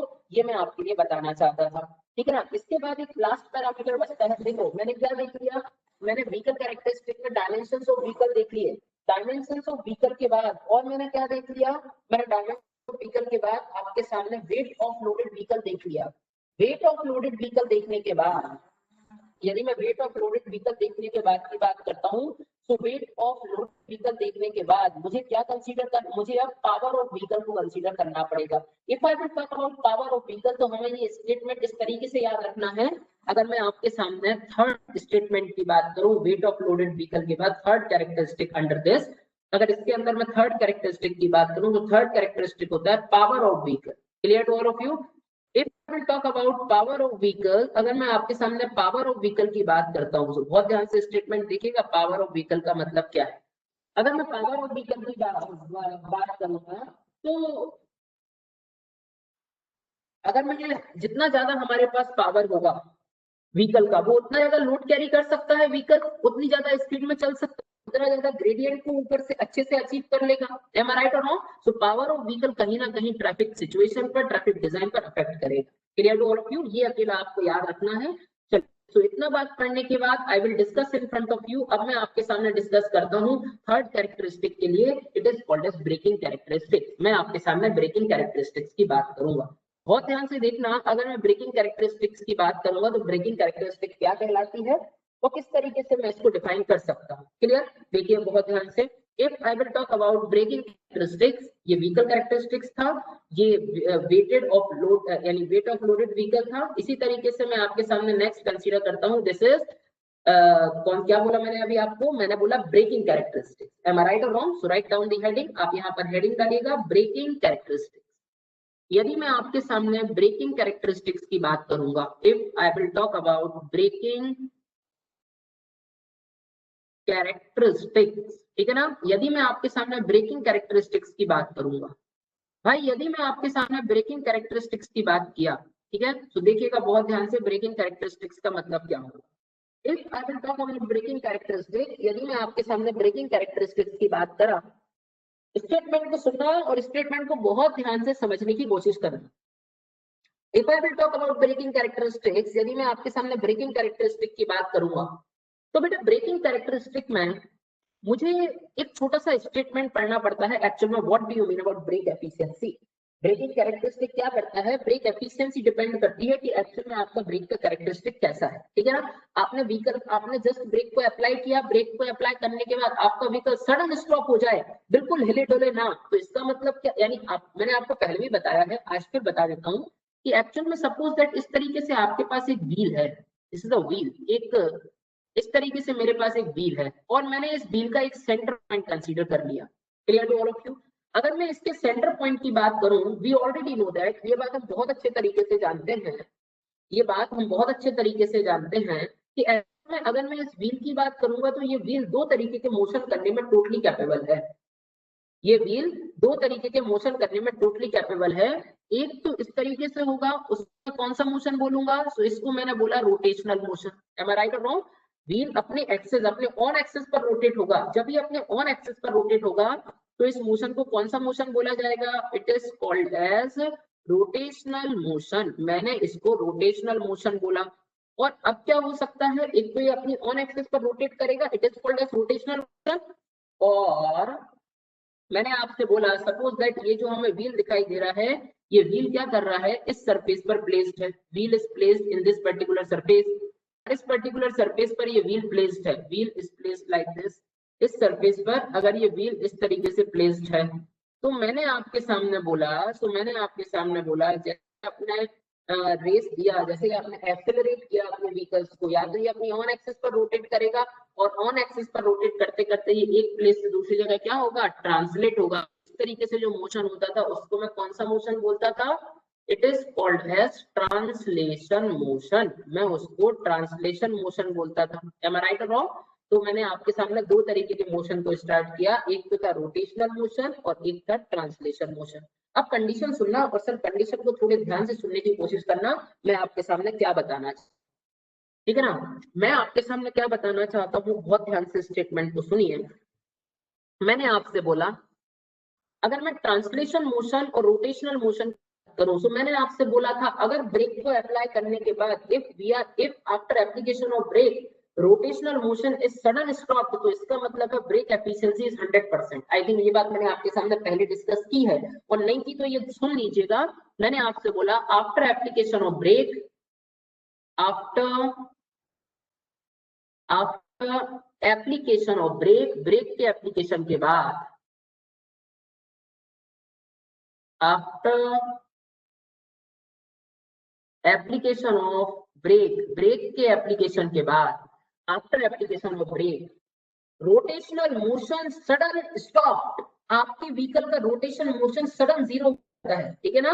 Rotational motion sudden stop after application of brake, rotational motion is sudden stop. आपका जो रोटेशनल मोशन है, यदि वो रोटेशनल मोशन सडन स्टॉप हो जाता है, rotational motion is sudden stop, तो फिर इसको, तो ब्रेक एफिशिएंसी इज कॉल्ड 100%। तो इसका मतलब है कि हमारे जो ब्रेक एफिशिएंसी है वो ब्रेक एफिशिएंसी 100% होगा। After application of brake rotational motion is sudden stop, so brake efficiency is, so brake efficiency is 100%। इसका मतलब है जो ब्रेक का एफिशिएंसी है वो ब्रेक का एफिशिएंसी 100% होगा। After application of brake if rotational motion is gradually stopped, ठीक है ना। अगर आफ्टर एप्लीकेशन, ब्रेक के एप्लीकेशन के बाद आपका रोटेशनल मोशन ग्रेजुअली स्टॉप्ड होता है, यानी धीरे धीरे धीरे कम होता जाएगा, देन फाइनली जाकर स्टॉप हो जाएगा। मैंने आपके सामने बोला after application of brake, after application of brake rotational motion is gradually stopped या gradually decreased, rotational motion is gradually decreased, so brake efficiency is less than 100%। तो इसका मतलब है कि जो ब्रेक एफिशिएंसी होगी वो लेस देन 100% होगी। समझ में आया। मैंने आपसे बोला आफ्टर एप्लीकेशन ऑफ ब्रेक के एप्लीकेशन के बाद rotation motion is sudden stop, अगर रोटेशनल मोशन सडन स्टॉप हो जाए तो brake efficiency is 100%। And after application of brake rotational motion is gradually decrease. Rotational motion अगर ग्रेजुअली डिक्रीज होता है तो इसका मतलब है it is less than 100%। Clear to all of you? इतनी बात हम सबको समझ में आया और बहुत अच्छे तरीके से हमने देखने की कोशिश भी की। क्लियर? अब देखना एक्चुअल में बात ये आती है कि sir how to calculate brake efficiency. Am I right और रॉन्ग? मैं ब्रेक एफिशिएंसी को किस तरीके से कैलकुलेट करूंगा? How to calculate brake efficiency. मैं ब्रेक एफिशिएंसी को किस तरीके से कैलकुलेट कर सकता हूं? सो देखिएगा बहुत ध्यान से, how to calculate brake efficiency. So मैंने आपके सामने क्या बोला, बहुत ध्यान से देखिएगा। मैं आपके सामने एक रोड सरफेस को कंसीडर करता हूं और रोड सरफेस पर एक व्हीकल को कंसीडर करूंगा। Clear? So I will considering in front of you, मैं आपके सामने कंसीडर करता हूं एक रोड सरफेस के लिए, and road surface is looking like this. इस तरीके से मुझे एक रोड सरफेस गिवन है। जो मैं आपके सामने रोड सरफेस की बात की, so road surface is looking like this. इस तरीके से मुझे एक रोड सरफेस गिवन है। बहुत ध्यान से सुनिए। और मैंने आपसे क्या कहा, इस रोड सरफेस पर, this is our road surface, इस रोड सरफेस पर कंडीशन किस तरीके से अकर कर रहा है, बहुत ध्यान से समझिएगा। क्लियर? इस रोड सरफेस पर कंडीशन किस तरीके से अकर कर रहा है, बहुत ध्यान से समझने की कोशिश कीजिए। मैंने आपसे बोला इस रोड सरफेस पर एक ये व्हीकल है, vehicle is looking like this, और इस व्हीकल का वेलोसिटी अगर मैंने बात किया तो इस व्हीकल का velocity I will considering v, velocity of vehicle. v क्या है? v इस व्हीकल का वेलोसिटी है। Clear to all of you? v is the velocity of vehicle. अब मैंने क्या किया बेटा, एक्चुअल में मैंने यहाँ पर ब्रेक को अप्लाई किया। ड्राइवर अप्लाइंग ब्रेक अभी किया नहीं है, अब कर रहा है। Clear to all of you? If driver applying brake, तो मैं यहाँ पर लिख देता हूं, मैं यहाँ पर लिख देता हूं कि यहाँ पर क्या होगा, driver applying brake, driver applying brake. अगर ड्राइवर ने brake, driver applying brake, driver ने यहाँ पर ब्रेक को अप्लाई किया। भाई अगर यहाँ पर ड्राइवर ने ब्रेक को अप्लाई किया, तो after application of brake, brake के एप्लीकेशन के बाद ये व्हीकल सडन स्पीड को जीरो नहीं करेगा। एक्चुअल में भले ही ब्रेक एफिशिएंसी अगर 100% भी मान लो, तो इसका रोटेशन मोशन स्टॉप होगा, लेकिन इनर्शिया के कारण कुछ ट्रांसलेशन मोशन तो रहेगा। एम राइट और रॉन्ग? सो एक्चुअल में क्या हुआ, if I applying a brake, अगर मैंने इसके ऊपर ब्रेक को अप्लाई कर दिया, यदि मैंने इसके ऊपर ब्रेक को अप्लाई किया, तो ब्रेक अप्लाई करने के बाद कंडीशन देखिए किस तरीके से एग्जिस्ट करेगा माय डियर फ्रेंड्स। जैसे ही मैंने इस पर ब्रेक को अप्लाई किया, आफ्टर एप्लीकेशन ऑफ ब्रेक, मैंने ब्रेक को अप्लाई किया और ब्रेक को अप्लाई करने के बाद आपका व्हीकल थोड़ी सी लेंथ स्किड किया, तो भाई ब्रेक अप्लाई करने के बाद रोटेशन मोशन सडन जीरो होगा। जैसे ही मैंने ब्रेक को अप्लाई किया, तो ब्रेक अप्लाई करने के बाद आपका व्हीकल आया और व्हीकल का रोटेशन मोशन तो जीरो हो गया, रोटेशन मोशन जीरो हो गया।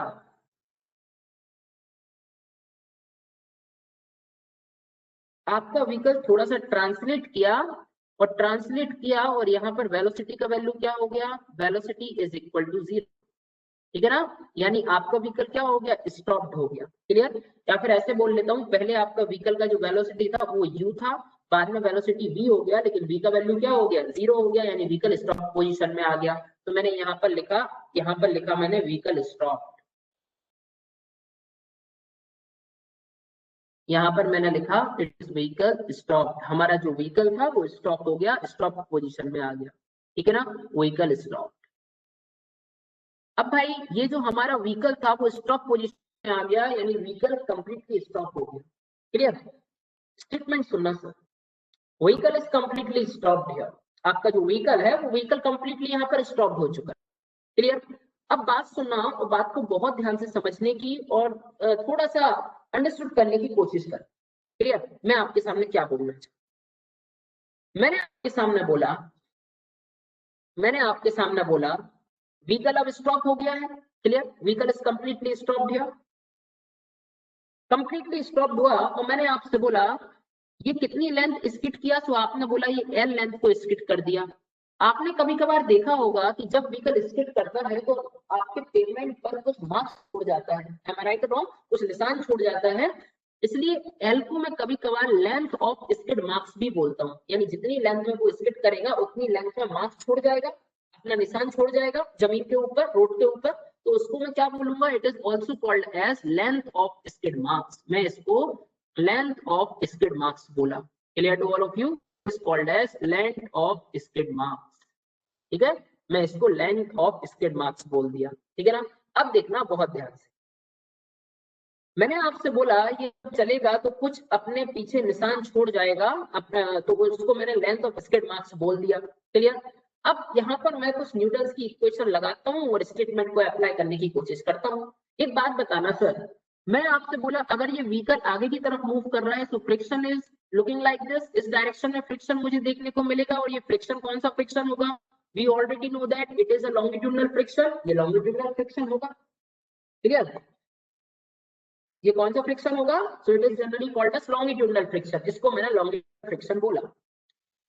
कंडीशन सुनना और स्टेटमेंट को बहुत ध्यान से समझने की कोशिश करना, कंडीशन सुनना और स्टेटमेंट को बहुत ध्यान से समझने की कोशिश भी करना।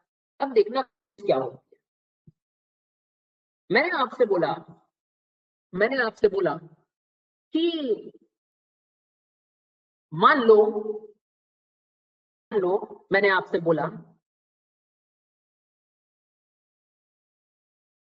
कि अगर मैं न्यूटन का फर्स्ट, अच्छा चलो पहले तो यही मान लो कि जब मैं आपके सामने बात किया तो यहाँ पर weight component vertically downward direction में एक्ट किया, दिस इज कैपिटल डब्ल्यू, और कैपिटल डब्ल्यू को मैंने मास इनटू ग्रेविटी बोला, क्लियर। एंड वर्टिकल रिएक्शन के अगेंस्ट एक नॉर्मल रिएक्शन डेवलप होगा, and normal reaction is looking like this, इस तरीके से एक नॉर्मल रिएक्शन डेवलप हो रहा था, this is our normal reaction, normal to the surface develop होगा। मैं summation v is equal to 0 करूंगा तो सभी बच्चों को समझ में आ रहा है n का वैल्यू w के बराबर हो जाएगा, और w को मैं क्या लिख सकता हूँ, मास into gravity, M I right और रॉन्ग, ये इस तरीके से यहाँ पर वैल्यू हो गई। अगर मान लीजिए मैं फ्रिक्शन फोर्स की वैल्यू डेवलप करूं तो friction force is equal to क्या होगा, friction coefficient multiply by normal reaction, so friction coefficient हो गया capital F is equal to small f multiply by normal reaction, that means n। यानी कि अगर मैं कैपिटल F की वैल्यू बोलूं तो कैपिटल F क्या हो जाएगा, small n multiply by capital W, और कैपिटल W को मैं क्या लिख सकता हूं, mass into gravity, so small f multiply by m dot g, am I right और रॉन्ग, ये मेरे पास काय की वैल्यू हो जाएगी, this is the value of capital F, ये मेरे पास कैपिटल F का वैल्यू मुझे देखने को मिलेगा। अब भाई ये वैल्यू मुझे कैपिटल F देखने को मिला, क्या F का वैल्यू मुझे इस तरीके से देखने को मिला,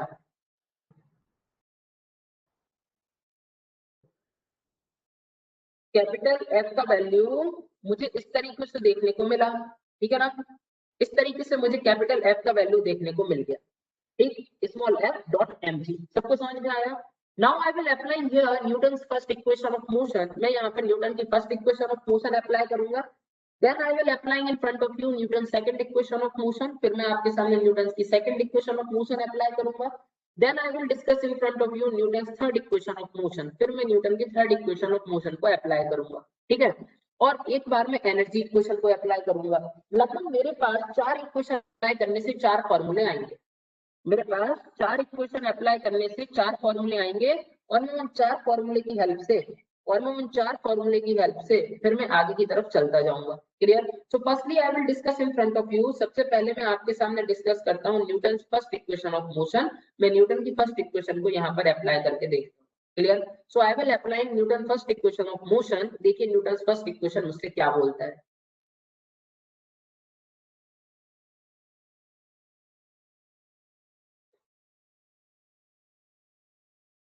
I will apply in front of you, यदि मैं आपके सामने अप्लाई करूंगा Newton first equation of motion, तो फर्स्ट इक्वेशन ऑफ मोशन मुझसे क्या बोलता है sir, if I will talk about first equation of motion, तो फर्स्ट इक्वेशन ऑफ मोशन मुझसे बोलता है v is equal to u plus at, am I right और रॉन्ग, इसी तरीके से बोलता था, v is the final velocity, u is the initial velocity, so मैंने v को final velocity बोला, u को initial velocity बोला, और यहाँ से यहाँ तक आने में व्हीकल को t टाइम लगा, clear to all of you, इसीलिए मैं आपके सामने बोलता था v is equal to plus at। तो मैंने v की वैल्यू तो हो गई 0, तो v की वैल्यू को हमने 0 पुट कर दिया, so 0 is equal to u plus at, तो मेरे पास यहाँ से a का वैल्यू निकला, and the value of a is equal to minus u by t, am I right और रॉन्ग, यहाँ पर a का वैल्यू निकला, और a का वैल्यू क्या निकला, a का value is minus u by t। अब भाई अगर मैं माइनस u बाई टी की बात करूं, माइनस साइन क्या रिप्रेजेंट कर रहा है कि टाइम के रिस्पेक्ट में वेलोसिटी इंक्रीज नहीं हो रहा है, टाइम के रिस्पेक्ट में वेलोसिटी डिक्रीज हो रहा है, इसका मतलब ये एक्सीलरेशन नहीं है, इसका मतलब ये क्या है, इट इज रिटार्डेशन, ये रिटार्डेशन है, ठीक है ना। सो नेगेटिव साइन क्या रिप्रेजेंट कर रहा है, मैं यहाँ पे लिखता हूँ negative sign represent negative sign represent, negative sign represent करेगा, negative sign represent it is retardation. Negative sign ये रिप्रेजेंट करता है, ये क्या है, ये रिटार्डेशन है। It is not acceleration, it is retardation. Clear to all of you? ये रिप्रेजेंट करता है। अब देखिएगा next statement, now I will applying in front of you. अब मैं आपके सामने अप्लाई करता हूँ न्यूटन सेकंड इक्वेशंस की। If I will applying Newton second equation, यदि मैं आपके सामने न्यूटन सेकंड इक्वेशन को अप्लाई करूंगा तो देखिए स्टेटमेंट किस तरीके से देखने को मिलेगा। आई will applying in front of Newton second equation. मैं अगर सेकंड इक्वेशन ऑफ मोशन की बात करूंगा, न्यूटन सेकंड इक्वेशन, यदि मैं सेकंड इक्वेशन की बात करूंगा, सेकंड इक्वेशन मुझसे क्या बोलता था, सेकंड इक्वेशन मुझसे बोलता था यू स्क्वायर, सेकंड इक्वेशन मुझसे बोलता था s is equal to u t plus half A T square. Am I right और रॉन्ग? ये मुझसे बोलता था s is equal to u t plus half A T square. यही बोलता था ना Newton second equation of motion, यही बोलता था s is equal to u t plus half A T square. तो देखिएगा बहुत ध्यान से, मैं आपके सामने डिस्कस करना चाहता हूँ सर। मैंने आपसे बोला, ये मुझसे बोलता था s is equal to u t plus half A T square. Condition देखना और कंडीशन को बहुत ध्यान से समझने की यहाँ पर कोशिश करना। मैंने आपके सामने बोला एस का मतलब डिस्प्लेसमेंट, तो यहाँ पर डिस्प्लेसमेंट कितना हो रहा है, L is the displacement, U का वैल्यू यू, टी का value T plus half A T square. So half A का वैल्यू कितना है, माइनस यू बाई टी है क्या, मल्टीप्लाई बाय टी स्क्वायर। सो मैंने टी से टी को उड़ा दिया, so U T minus half U T. So L का मतलब क्या हो गया, एल हो गया U T by two, L का मतलब हो गया यू टी बाई टू, ठीक है ना। यानी कि length of skid marks is equal to u multiply by t dividing by two, यही लेंथ ऑफ स्किड मार्क्स होगा। Clear to all of you? This is our length of skid marks, ये हमें length of skid marks की value मिल गई। Clear to all of you? This is our length of skid marks. ये हमने second equation of motion apply कर दिया। Now I will applying a third equation of motion. मैं third equation of motion apply करता हूँ। If I will applying third equation of motion, तो third equation of motion मुझसे क्या बोलेगा, if I will applying a third equation of motion, third Newton's equation, clear? तो यहाँ पर मैं आपके सामने थर्ड इक्वेशन लिख देता हूँ, अभी तक अपन ने ऐसे ही लिखा है। मैं अगर आपके सामने थर्ड इक्वेशन अप्लाई करूंगा, if I will applying a third equation here, जैसे ही मैंने थर्ड इक्वेशन को अप्लाई किया तो क्या हुआ, मेरे पास हुआ v square is equal to u square plus 2as। Clear to all of you? v का वैल्यू क्या है, v is the final velocity, of final velocity is equal to 0 है क्या, यस ये तो 0 है, तो मैंने यहाँ पर 0 पुट किया, is equal to u square plus 2a, s का वैल्यू कितना था, s यहाँ पे डिस्प्लेसमेंट तो l था। एम आई राइट और रॉन्ग? सो मेरे पास इक्वेशन आया u square is equal to minus 2al। ये माइनस a क्या रिप्रेजेंट कर रहा है, क्योंकि a क्या था, रिटार्डेशन था। Clear to all of you? सिर्फ ये रिप्रेजेंट कर रहा है, so u square is equal to minus 2al। ठीक है, इस इक्वेशन को क्या करता हूँ, इक्वेशन नंबर 1 नाम दे देता हूँ। क्लियर? अब मैं क्या करता हूँ, यहाँ पर एनर्जी इक्वेशन को अप्लाई करूंगा। If I applying energy equation, मैं यहाँ पर लिखता हूँ अप्लाइंग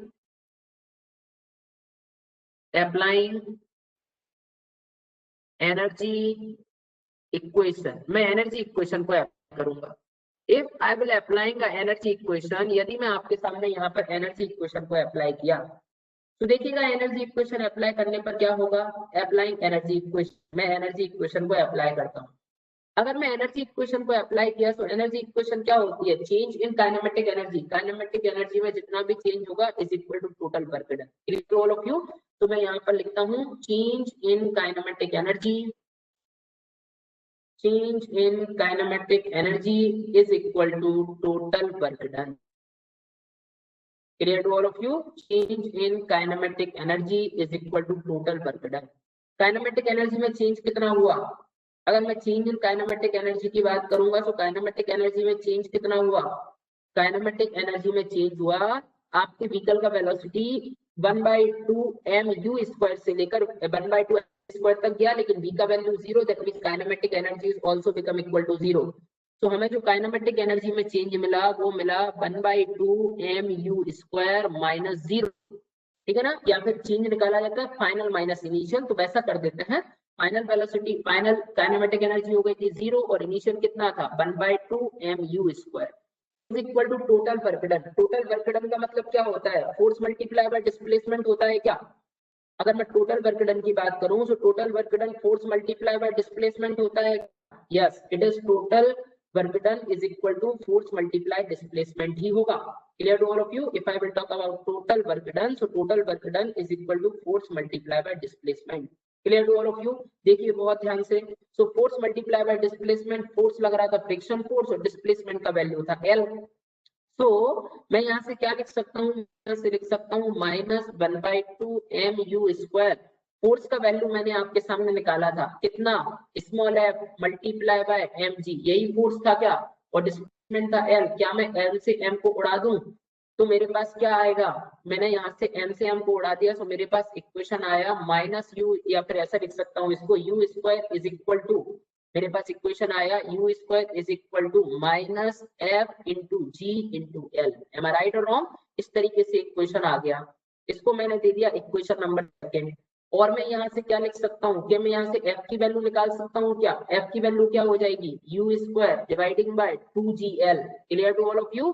बस माइनस साइन लगेगा, लेकिन माइनस साइन क्या रिप्रेजेंट करेगा? केवल और केवल कि वेलोसिटी टाइम के साथ कम होती जा रही है, और कोई अगर नहीं भी लगाओगे तो भी चलेगा। क्लियर? तो मैंने यहाँ पर इसको बोला दिस इज, और यहाँ से जो f निकलेगा, इस f को मैं f ऑब्टेन्ड बोलूंगा। जो ऑब्टेन्ड हो रहा है ये वो f है। Clear to all of you? अब बात को सुनना और बड़े ध्यान से सुनना, ये f जो है वो f ऑब्टेन्ड बोला जाएगा। क्लियर? देखो स्टेटमेंट, मैं आपके सामने स्टेटमेंट को डिस्क्राइब करने की कोशिश करता हूँ। ये जो f है इसको मैंने f ऑब्टेन्ड बोल दिया। क्लियर? अब मैंने इक्वेशन नंबर 1 इक्वेशन नंबर 2 को इक्वेट किया, क्योंकि इसकी LHS सेम है, इक्वेट कर सकता हूँ। If I equate equation number 1 and equation number 2, तो मेरे पास क्या मिलेगा? -2al is equal to -f into g into l. मैंने क्या किया? बहुत ध्यान से स्टेटमेंट सुनिए, मैंने क्या किया देखिएगा, मैंने क्या किया। मैंने, मुझे दिख रहा है यहाँ पर कि मैंने L से L को उड़ा दिया। मैंने L से L को उड़ा दिया, सो मेरे पास actually 2al and this 2, yes yes yes, it is also, इस 2 का भी मल्टीप्लाई होगा ना यहाँ पर एक 2 आएगा 2, तो यहाँ पर भी एक 2 आएगा। तो मैंने 2 से 2 को उड़ा दिया, तो यहाँ पर, और माइनस से माइनस को प्लस कर दिया। तो मेरे पास, अगर मैं आपके सामने बात करूं a का वैल्यू, तो a का वैल्यू क्या हो गया? a का वैल्यू हो गया gf। Clear to all of you? a का वैल्यू हो गया gf। समझ में आया? दिस इज a का वैल्यू हो गया। अब ये a का वैल्यू हो गया मेरे पास g इंटू एफ, या तो इस फॉर्मूले से निकाल दो, नहीं तो -u/t से निकाल दो, बात बराबर है। और मेरे पास f ऑप्टेन का वैल्यू आ गया। The value of f obtain is u² divided by 2gl। समझ में आया? f ऑप्टेन का वैल्यू मेरे पास आ गया u² divided by 2gl। This is the value of f obtain. Clear? अब कंडीशन को सुनना, और कंडीशन को बहुत ध्यान से सुनने की कोशिश करना। आप वो मुझसे पूछेगा ब्रेक एफिशिएंसी की वैल्यू बता दो, what is the value of brake efficiency. वो मुझसे ब्रेक एफिशिएंसी के बारे में पूछेगा। देखिएगा, यदि मैं आपके सामने ब्रेक एफिशिएंसी की बात करता हूँ, if I will talk about brake efficiency, यदि मैं ब्रेक एफिशिएंसी की बात करूंगा, eta brake is in percentage. Clear to all of you? यदि मैं ब्रेक एफिशिएंसी की बात करूं, जिसको eta brake is in percentage भी बोला जाता है, मैं इसको ईटा से भी रिप्रेजेंट कर सकता हूं। ठीक है ना? सो अगर मैं ब्रेक एफिशिएंसी निकालना चाहूँ, तो ब्रेक एफिशिएंसी क्या हो जाएगा? एफ ऑब्टेन्ड, जितना भी एफ ऑब्टेन्ड हुआ, dividing by f max multiply by 100। ठीक है ना? It is the value of brake efficiency. आपसे बार बार बोलेगा वो, f obtain dividing by f maximum multiply by 100, brake efficiency निकाल दीजिए। अगर एफ ऑब्टेन की वैल्यू गिवन है तो बहुत अच्छी बात है। If f obtain is not given in the problem, अगर एफ ऑब्टेन का वैल्यू आपके प्रॉब्लम में गिवन नहीं है, तो आप डायरेक्टली यू वेलोसिटी पुट कर सकते हो, जी का वैल्यू 9.81 पुट कर सकते हो, एल का वैल्यू पुट कर सकते हो, यानी स्किड मार्क्स। स्किड गिवन है तो ठीक है, नहीं गिवन है तो 2al से आप स्किड मार्क्स की वैल्यू, अच्छा एक बात और सुनिए सुनिए सुनिए, आप स्किड मार्क्स की वैल्यू कैसे निकाल सकते हो? इस वाले फॉर्मूले से, L is equal to ut/2। लेकिन बच्चे से कितनी बात याद रखना, these formulas are given, जितने भी फॉर्मूले मेरे लिए गिवन है, ये सभी फॉर्मूले केवल और केवल तभी वैलिड हैं जब वेलोसिटी का वैल्यू मीटर पर सेकंड में गिवन होगा। If value of velocity is in kilometre per hour, अगर आपके सामने वेलोसिटी गलती से किलोमीटर पर आवर में गिवन दे दिया, अगर वेलोसिटी का वैल्यू आपके लिए गलती से किलोमीटर पर आवर में गिवन दे दिया, तो फिर इन फॉर्मूले में आपको वेलोसिटी के साथ 0.278 का भी मल्टीप्लाई करना पड़ेगा। क्लियर? क्यों? तो इसके बाद आपको 0.278 का भी मल्टीप्लाई करना पड़ेगा। चलिए, so now I will considering in front of you. आज तक गेट में तो एक भी प्रॉब्लम खैर इस पर से नहीं आया है डायरेक्टली, बट एक बहुत अच्छे एग्जाम है, उस एग्जाम का नाम मैं आई थिंक भूल चुका हूँ, आई थिंक BARC का पेपर है, भारत या फिर इसरो का पेपर था, और उसमें इस तरीके का प्रॉब्लम एक मुझसे पूछा गया था। वो प्रॉब्लम मैं आपके सामने डिस्क्राइब करने की कोशिश करता हूँ, ठीक है ना? So write down the problem here, एक प्रॉब्लम लिखिएगा और उस प्रॉब्लम को थोड़ा सा डिस्क्राइब करने की कोशिश करते हैं हम आपके सामने, और फिर आगे जो होता है वो देखते जाते हैं। Clear? So write down the statement please. आप एक प्रॉब्लम लिखिए। अगर मान लीजिए वेलोसिटी मीटर पर सेकंड में गिवन है, तो दीज फॉर्मूलेज आर वैलिड, ये सभी फॉर्मूले वैलिड हैं। If velocity is not given is in meter per second, अगर velocity मीटर पर सेकंड में given नहीं है, velocity is given only for kilometre per hour या फिर kmph में अगर वैल्यू given है, तो उस कंडीशन में फिर आप 0.278 का मल्टीप्लाई कर दीजिएगा। Clear to all of you? Write down a problem please. मैं आपके सामने एक प्रॉब्लम डिस्कस करता हूँ। देखिएगा प्रॉब्लम किस तरीके से आता है। प्रॉब्लम इज वेरी इजी, बहुत इजी प्रॉब्लम में से एक है। If I will talk about important numerical problem, मैं अगर आपके सामने इंपॉर्टेंट न्यूमेरिकल प्रॉब्लम की बात करता हूँ, देखिए किस तरीके से होगा। मैंने आपके सामने बोला was stopped after application of brake। Problem है a vehicle was stopped। देखिए प्रॉब्लम किस तरीके से गिवन है। प्रॉब्लम मेरे लिए है a vehicle was stopped। A vehicle was stopped after application of brake। A vehicle was stopped after application of brake। Brake के एप्लीकेशन के बाद a vehicle was stopped after application of brake in 4.5 second। in 4.5 second and length of skid marks is 28 meter and length of skid marks, इसने हमें सब कुछ data given दिया है, and length of skid marks, मुझे length of skid marks given दिया है। Length of skid marks and length of skid marks is 28 metre. ठीक है ना? Length of skid marks is 28 metre. Determine initial velocity, U की value उसने calculate करने बोला है, फ्रिक्शन कैलकुलेट करने बोला है और एक्सेलरेशन कैलकुलेट करने बोला है। सो इसने मुझसे बोला है डिटरमाइन, आप डिटरमाइन कीजिएगा। डिटरमाइन, आप डिटरमाइन करो। क्या डिटरमाइन करना है? Initial velocity. आप इनिशियल वेलोसिटी के लिए डिटरमाइन कीजिएगा। Determine initial velocity. Friction coefficient, इसने मुझसे बोला है फ्रिक्शन कोएफिशिएंट को कंसीडर करो, फ्रिक्शन कोएफिशिएंट कैलकुलेट करो, and also calculate retardation, and also calculate, ये मुझसे बोलता है एंड आल्सो कैलकुलेट, आप कैलकुलेट करो, एंड आल्सो कैलकुलेट रिटार्डेशन, आप रिटार्डेशन की वैल्यू को भी कैलकुलेट कर दीजिएगा। Clear to all of you? ये जो मुझसे बोलता है A vehicle was stopped after application of brake, एक व्हीकल था जिसको मैंने ब्रेक के एप्लीकेशन के बाद स्टॉप किया, और स्टॉप करने में उसको 4.5 सेकंड का टाइम लगा। And length of skid marks is 28 metre, अगर स्किड मार्क्स का लेंथ 28 मीटर है। डिटरमाइन इनिशियल वेलोसिटी, आप इनिशियल वेलोसिटी को डिटरमाइन करो। फ्रिक्शन कोएफिशिएंट, आप फ्रिक्शन कोएफिशिएंट को डिटरमाइन करो, एंड आल्सो कैलकुलेट रिटार्डेशन, आप रिटार्डेशन की वैल्यू को कैलकुलेट करो। क्लियर? इस तरीके से आपको वैल्यू मुझे देखने को मिल रही है। बहुत ध्यान से स्टेटमेंट को सुनते जाइए और एक एक करके स्टेटमेंट को यहाँ पर खत्म करते जाइए। ठीक ना?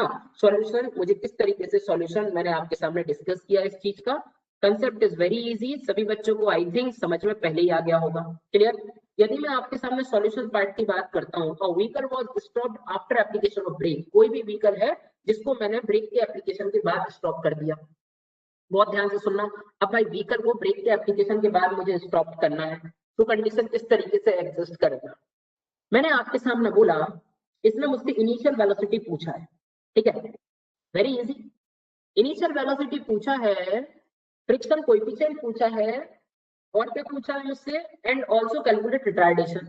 यार सबसे फर्स्ट फॉर्मूला मैंने यहाँ पर एक पढ़ा है। क्या पढ़ा है? क्या मैंने ये फॉर्मूला नहीं पढ़ा? L is equal to UT by 2। अरे पढ़ा है कि नहीं पढ़ा? L is equal to UT by 2 मैंने फॉर्मूला पढ़ा है। L is equal to UT by 2। भाई एल का वैल्यू गिवन है, लेंथ ऑफ स्किड मार्क्स कितना गिवन है, length of skid marks is 28 metre given to us, और टी का value 4.5 second to us, so I put the value here 28 metre, u multiply by 4.8, u multiply by 4.5 dividing by 2. So मैंने अगर u की value को calculate किया, if I am interested to calculate a u, तो इस फॉर्मूले से आप u कैलकुलेट करोगे तो आपको मिलेगा 12.44 metre per second. Am I right or wrong? It is the value of u. ये मेरे पास u का वैल्यू आया and the value of u is equal to 12.44 metre per second. इस तरीके से मुझे वैल्यू समझ में आ गया. अब मैं आपके सामने आगे चला और मैं आपके सामने डिस्कस करता हूँ नेक्स्ट इंपॉर्टेंट टास्क के लिए. इंपॉर्टेंट टास्क सुनिए किस तरीके से इंपॉर्टेंट टास्क मेरे लिए डिफाइन है. ये तो L का वैल्यू हो गया. अब मैं आपके सामने डिस्कस करता हूँ, आई will discuss it in front of you. मैं आपके सामने डिस्कस किया कि एक और फॉर्मूला मैंने पढ़ा था एफ ऑब्टेन्ड. एफ ऑब्टेन्ड का फॉर्मूला क्या था? एफ ऑब्टेन्ड का फॉर्मूला क्या, you square dividing by 2gl था कि नहीं था? Am I right or wrong? भूल गए? देखो तो ये लिखा है f obtained is equal to u square dividing by 2gl. बच्चा अगर ये बोलेगा ये माइनस साइन, तो माइनस साइन केवल ये रिप्रेजेंट कर रहा था, माइनस साइन केवल ये रिप्रेजेंट कर रहा था कि टाइम के रिस्पेक्ट में जो वेलोसिटी है वो वेलोसिटी डिक्रीज होती जाती है, इंक्रीज नहीं हो सकती. Clear to all of you? So I put the value here. मैंने यहाँ पर वैल्यू को पुट किया.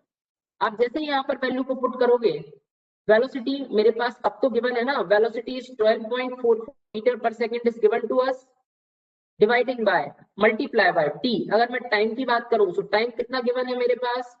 If I will talk about time, यदि मैं आपके सामने टाइम की बात करता हूं, अगर मैं आपके सामने टाइम की बात करता हूं तो time is given to us. अगर मैं टाइम की बात करूंगा तो टाइम 4.5 सेकंड गिवन है. 2 multiply by 9.81 multiply by skid length 28 is given to you. So मेरे पास यहाँ से f ऑब्टेन्ड का वैल्यू निकल सकता है. If I am interested to calculate f obtained, तो f obtained का वैल्यू कैलकुलेशन के बाद मेरे पास आएगा 0.28. आप लोग और अच्छे से कैलकुलेट करके देख लेना. क्लियर? अब बात सुनना. अब बात क्या आती है, आप रिटार्डेशन निकालो. सो रिटार्डेशन का अभी मैंने फॉर्मूला पढ़ा है, a is equal to gf. Am I right or wrong? यही मैंने फॉर्मूला पढ़ा है. सो g का मतलब 9.81 और f obtained यहाँ पर आएगा. सो f obtained मैंने लिखा है 0.28. What is the value of a? That means retardation या एक्सेलरेशन जो भी है, the value is 2.76 metre per second square. Clear to all of you? This is our retardation. ये हमारा रिटार्डेशन का वैल्यू है. अब भाई इतनी बात तो हमें पता पड़ गया. अगर मान लो ये मुझसे पूछ लेता ब्रेक एफिशिएंसी निकाल दो, अगर मान लो ये हमसे पूछ लेता एफिशिएंसी निकाल दो, how to calculate brake efficiency, मैं ब्रेक एफिशिएंसी को किस तरीके से कैलकुलेट करूंगा, ठीक है ना. अगर ये हमसे ऐसे कुछ क्वेश्चन पूछ लेता तो brake efficiency that means eta is in percentage अगर मैं निकालता तो ब्रेक एफिशिएंसी क्या हो जाता? ब्रेक एफिशिएंसी हो जाता सर यहाँ पर, ब्रेक एफिशिएंसी हो जाता f obtained dividing by f maximum multiply by 100. Am I right और wrong? f obtained dividing by f maximum multiply by 100. It is our brake efficiency. ये आपका ब्रेक एफिशिएंसी था. f obtained का value कितना था? f obtained का value था 0.28. Clear to all of you? So अगर मैं f obtained की बात करता so the value of f obtained is 0.28. अच्छा एक बात बताना, यहाँ पर अगर मैं f मैक्सिमम की बात करूंगा तो f मैक्सिमम कौन सा फ्रिक्शन कोएफिशिएंट है? अरे मैंने पहले ही बताया था, f का मतलब है longitudinal friction coefficient. Am I right और रॉन्ग?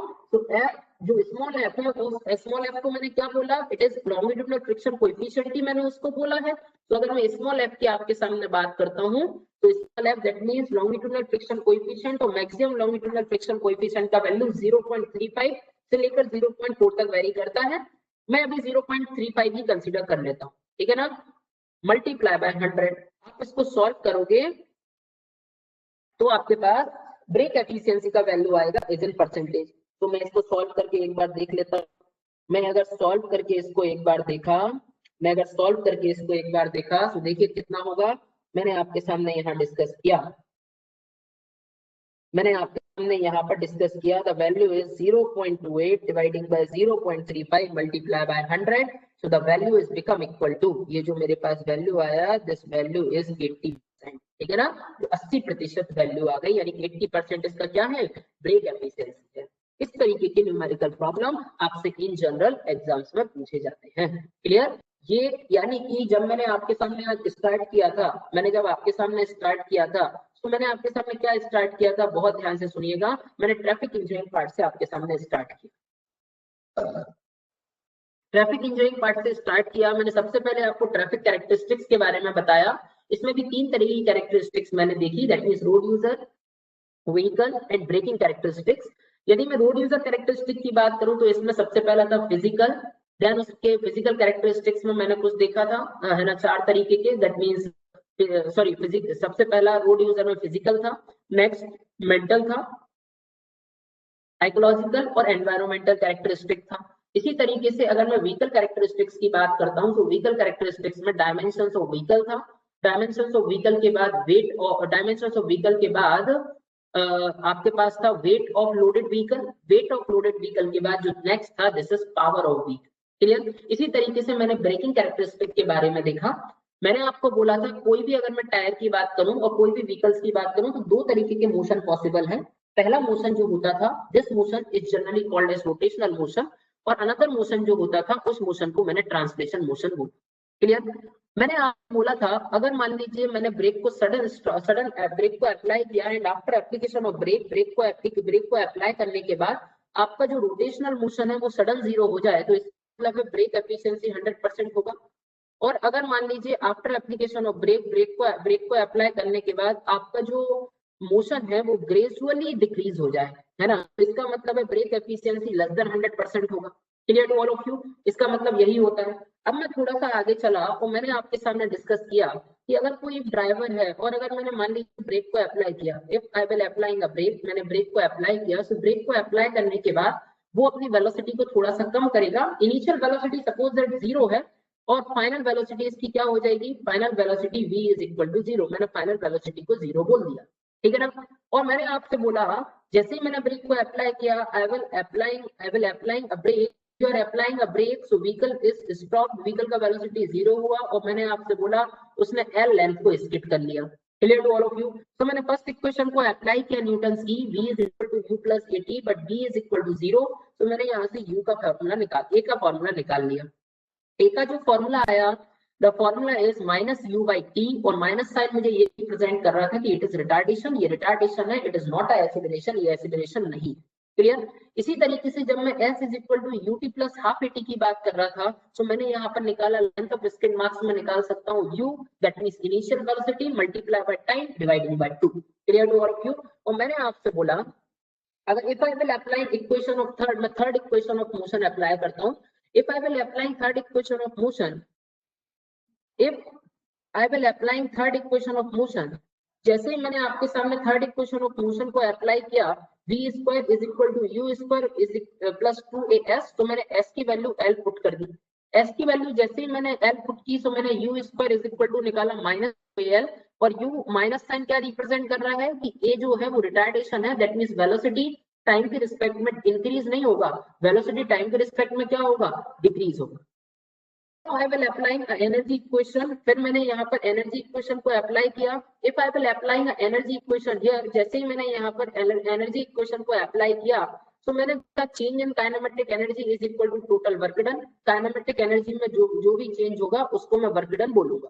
तो change in kinematic energy that means final minus initial, वही चेंज होता है। Final velocity, final kinematic energy कितना है, 0, और इनिशियल काइनेमेटिक एनर्जी कितना था, 1/2 mu square is equal to work done. Work done का मतलब क्या होता है, load multiply by displacement, load यानी कि sorry force multiply by displacement. तो फोर्स क्या था, फ्रिक्शन फोर्स था, है ना। सो मेरे पास जो आया this is 1/2 mu square is equal to dot mg dot g dot l। मैंने क्या किया, m से m को चीर दिया, तो u स्क्वायर का वैल्यू मेरे पास आया minus fgl। It is an equation number 1 and equation number 2 is shown in our desktop slide, ठीक है ना। सो मैंने क्या किया, इफ LHS इज सेम, अगर LHS सेम है तो मैंने equation number 1 and equation number 2 को इक्वेट किया। If I will equation number 1 and equation number 2, so the formula is minus 2am is equal to minus 2fgl। 2 से 2 को चीर दिया, l से l को चीर दिया, तो मेरे पास a का वैल्यू आया a is equal to gl। Clear to all of you? Now, इसी तरीके से if I will talk about this particular part, that means f obtained, then what is the value of f obtained? So f obtained is equal to u square dividing by 2gl. Now I am interested to calculate the brake efficiency. यदि मुझे break efficiency की value को calculate करना है, तो मैंने क्या किया, एफ ऑप्टेंट में एफ मैक्सिमम का डिवाइड किया एंड मल्टीप्लाई कर दिया 100 से. तो मेरे पास जो भी वैल्यू निकलेगा, this value is brake efficiency and multiply by 100, that means it is represented this percentage value. Clear to of you? चलिए अब इसके बाद हमने ये न्यूमेरिकल प्रॉब्लम को डिस्कस किया. If I will discuss in front of you this numerical problem, मैंने आपके सामने डाटा को गिवन दिया. हमें जो सोचने वाली बात ये है, what is the value of F maximum. तो एफ मैक्सिमम याद रखिएगा, हमेशा जो फ्रिक्शन फोर्स डेवलप हो रहा था, this friction force is always is in longitudinal friction. तो ऑटोमेटिकली अगर फ्रिक्शन लॉन्गिट्यूडनल होगा तो इसका मतलब क्या है, अगर फ्रिक्शन लॉन्गिट्यूडनल होगा तो इसका मतलब क्या है, अरे इसका मतलब यही है ना, अगर फ्रिक्शन लॉन्गिट्यूडनल है तो इसका मतलब ये है, तो इसका मतलब ये है कि हमारा जो एफ ऑप्टेन होगा या एफ मैक्सिमम होगा, वो एफ मैक्सिमम भी लॉन्गिट्यूडनल फ्रिक्शन कोएफिशिएंट होना चाहिए. We already know that IRC ने मुझे ऐसी बात को बताया है. If I will talk about IRC recommendations, अगर मैं आईआरसी रिकमेंडेशन की बात करूंगा तो F obtain is equal to होता है, एफ मैक्सिमम होता है longitudinal 0.35 to 0.40. so I will considering 0.35 value. Clear to all of you? This is our value. Clear? ये हमने आपके सामने पूरे तरीके स्टेटमेंट को डिस्कस कर लिया. ठीक, आज की क्लास के लिए इतना रहने देते हैं. नेक्स्ट लेक्चर में जब हम आएंगे तो मैं आपके सामने डिस्कस करूंगा ट्रैफिक स्टडीज एंड एनालिसिस. और traffic studies analysis traffic design का सबसे बड़ा पार्ट है. मुझे इसको कवर करने में अप्रोक्सीमेट 3 दिन का टाइम लगेगा. 2 दिन लगेंगे अपन को traffic control devices and analysis समझने के लिए. बस इसके बाद फिर हाईवे मुश्किल से मुश्किल 5 दिन का और बचता है. अपन each and every task cover करने की कोशिश करते हैं जल्दी से जल्दी. चलिए, thank you so much for this particular lecture. Thanks everyone.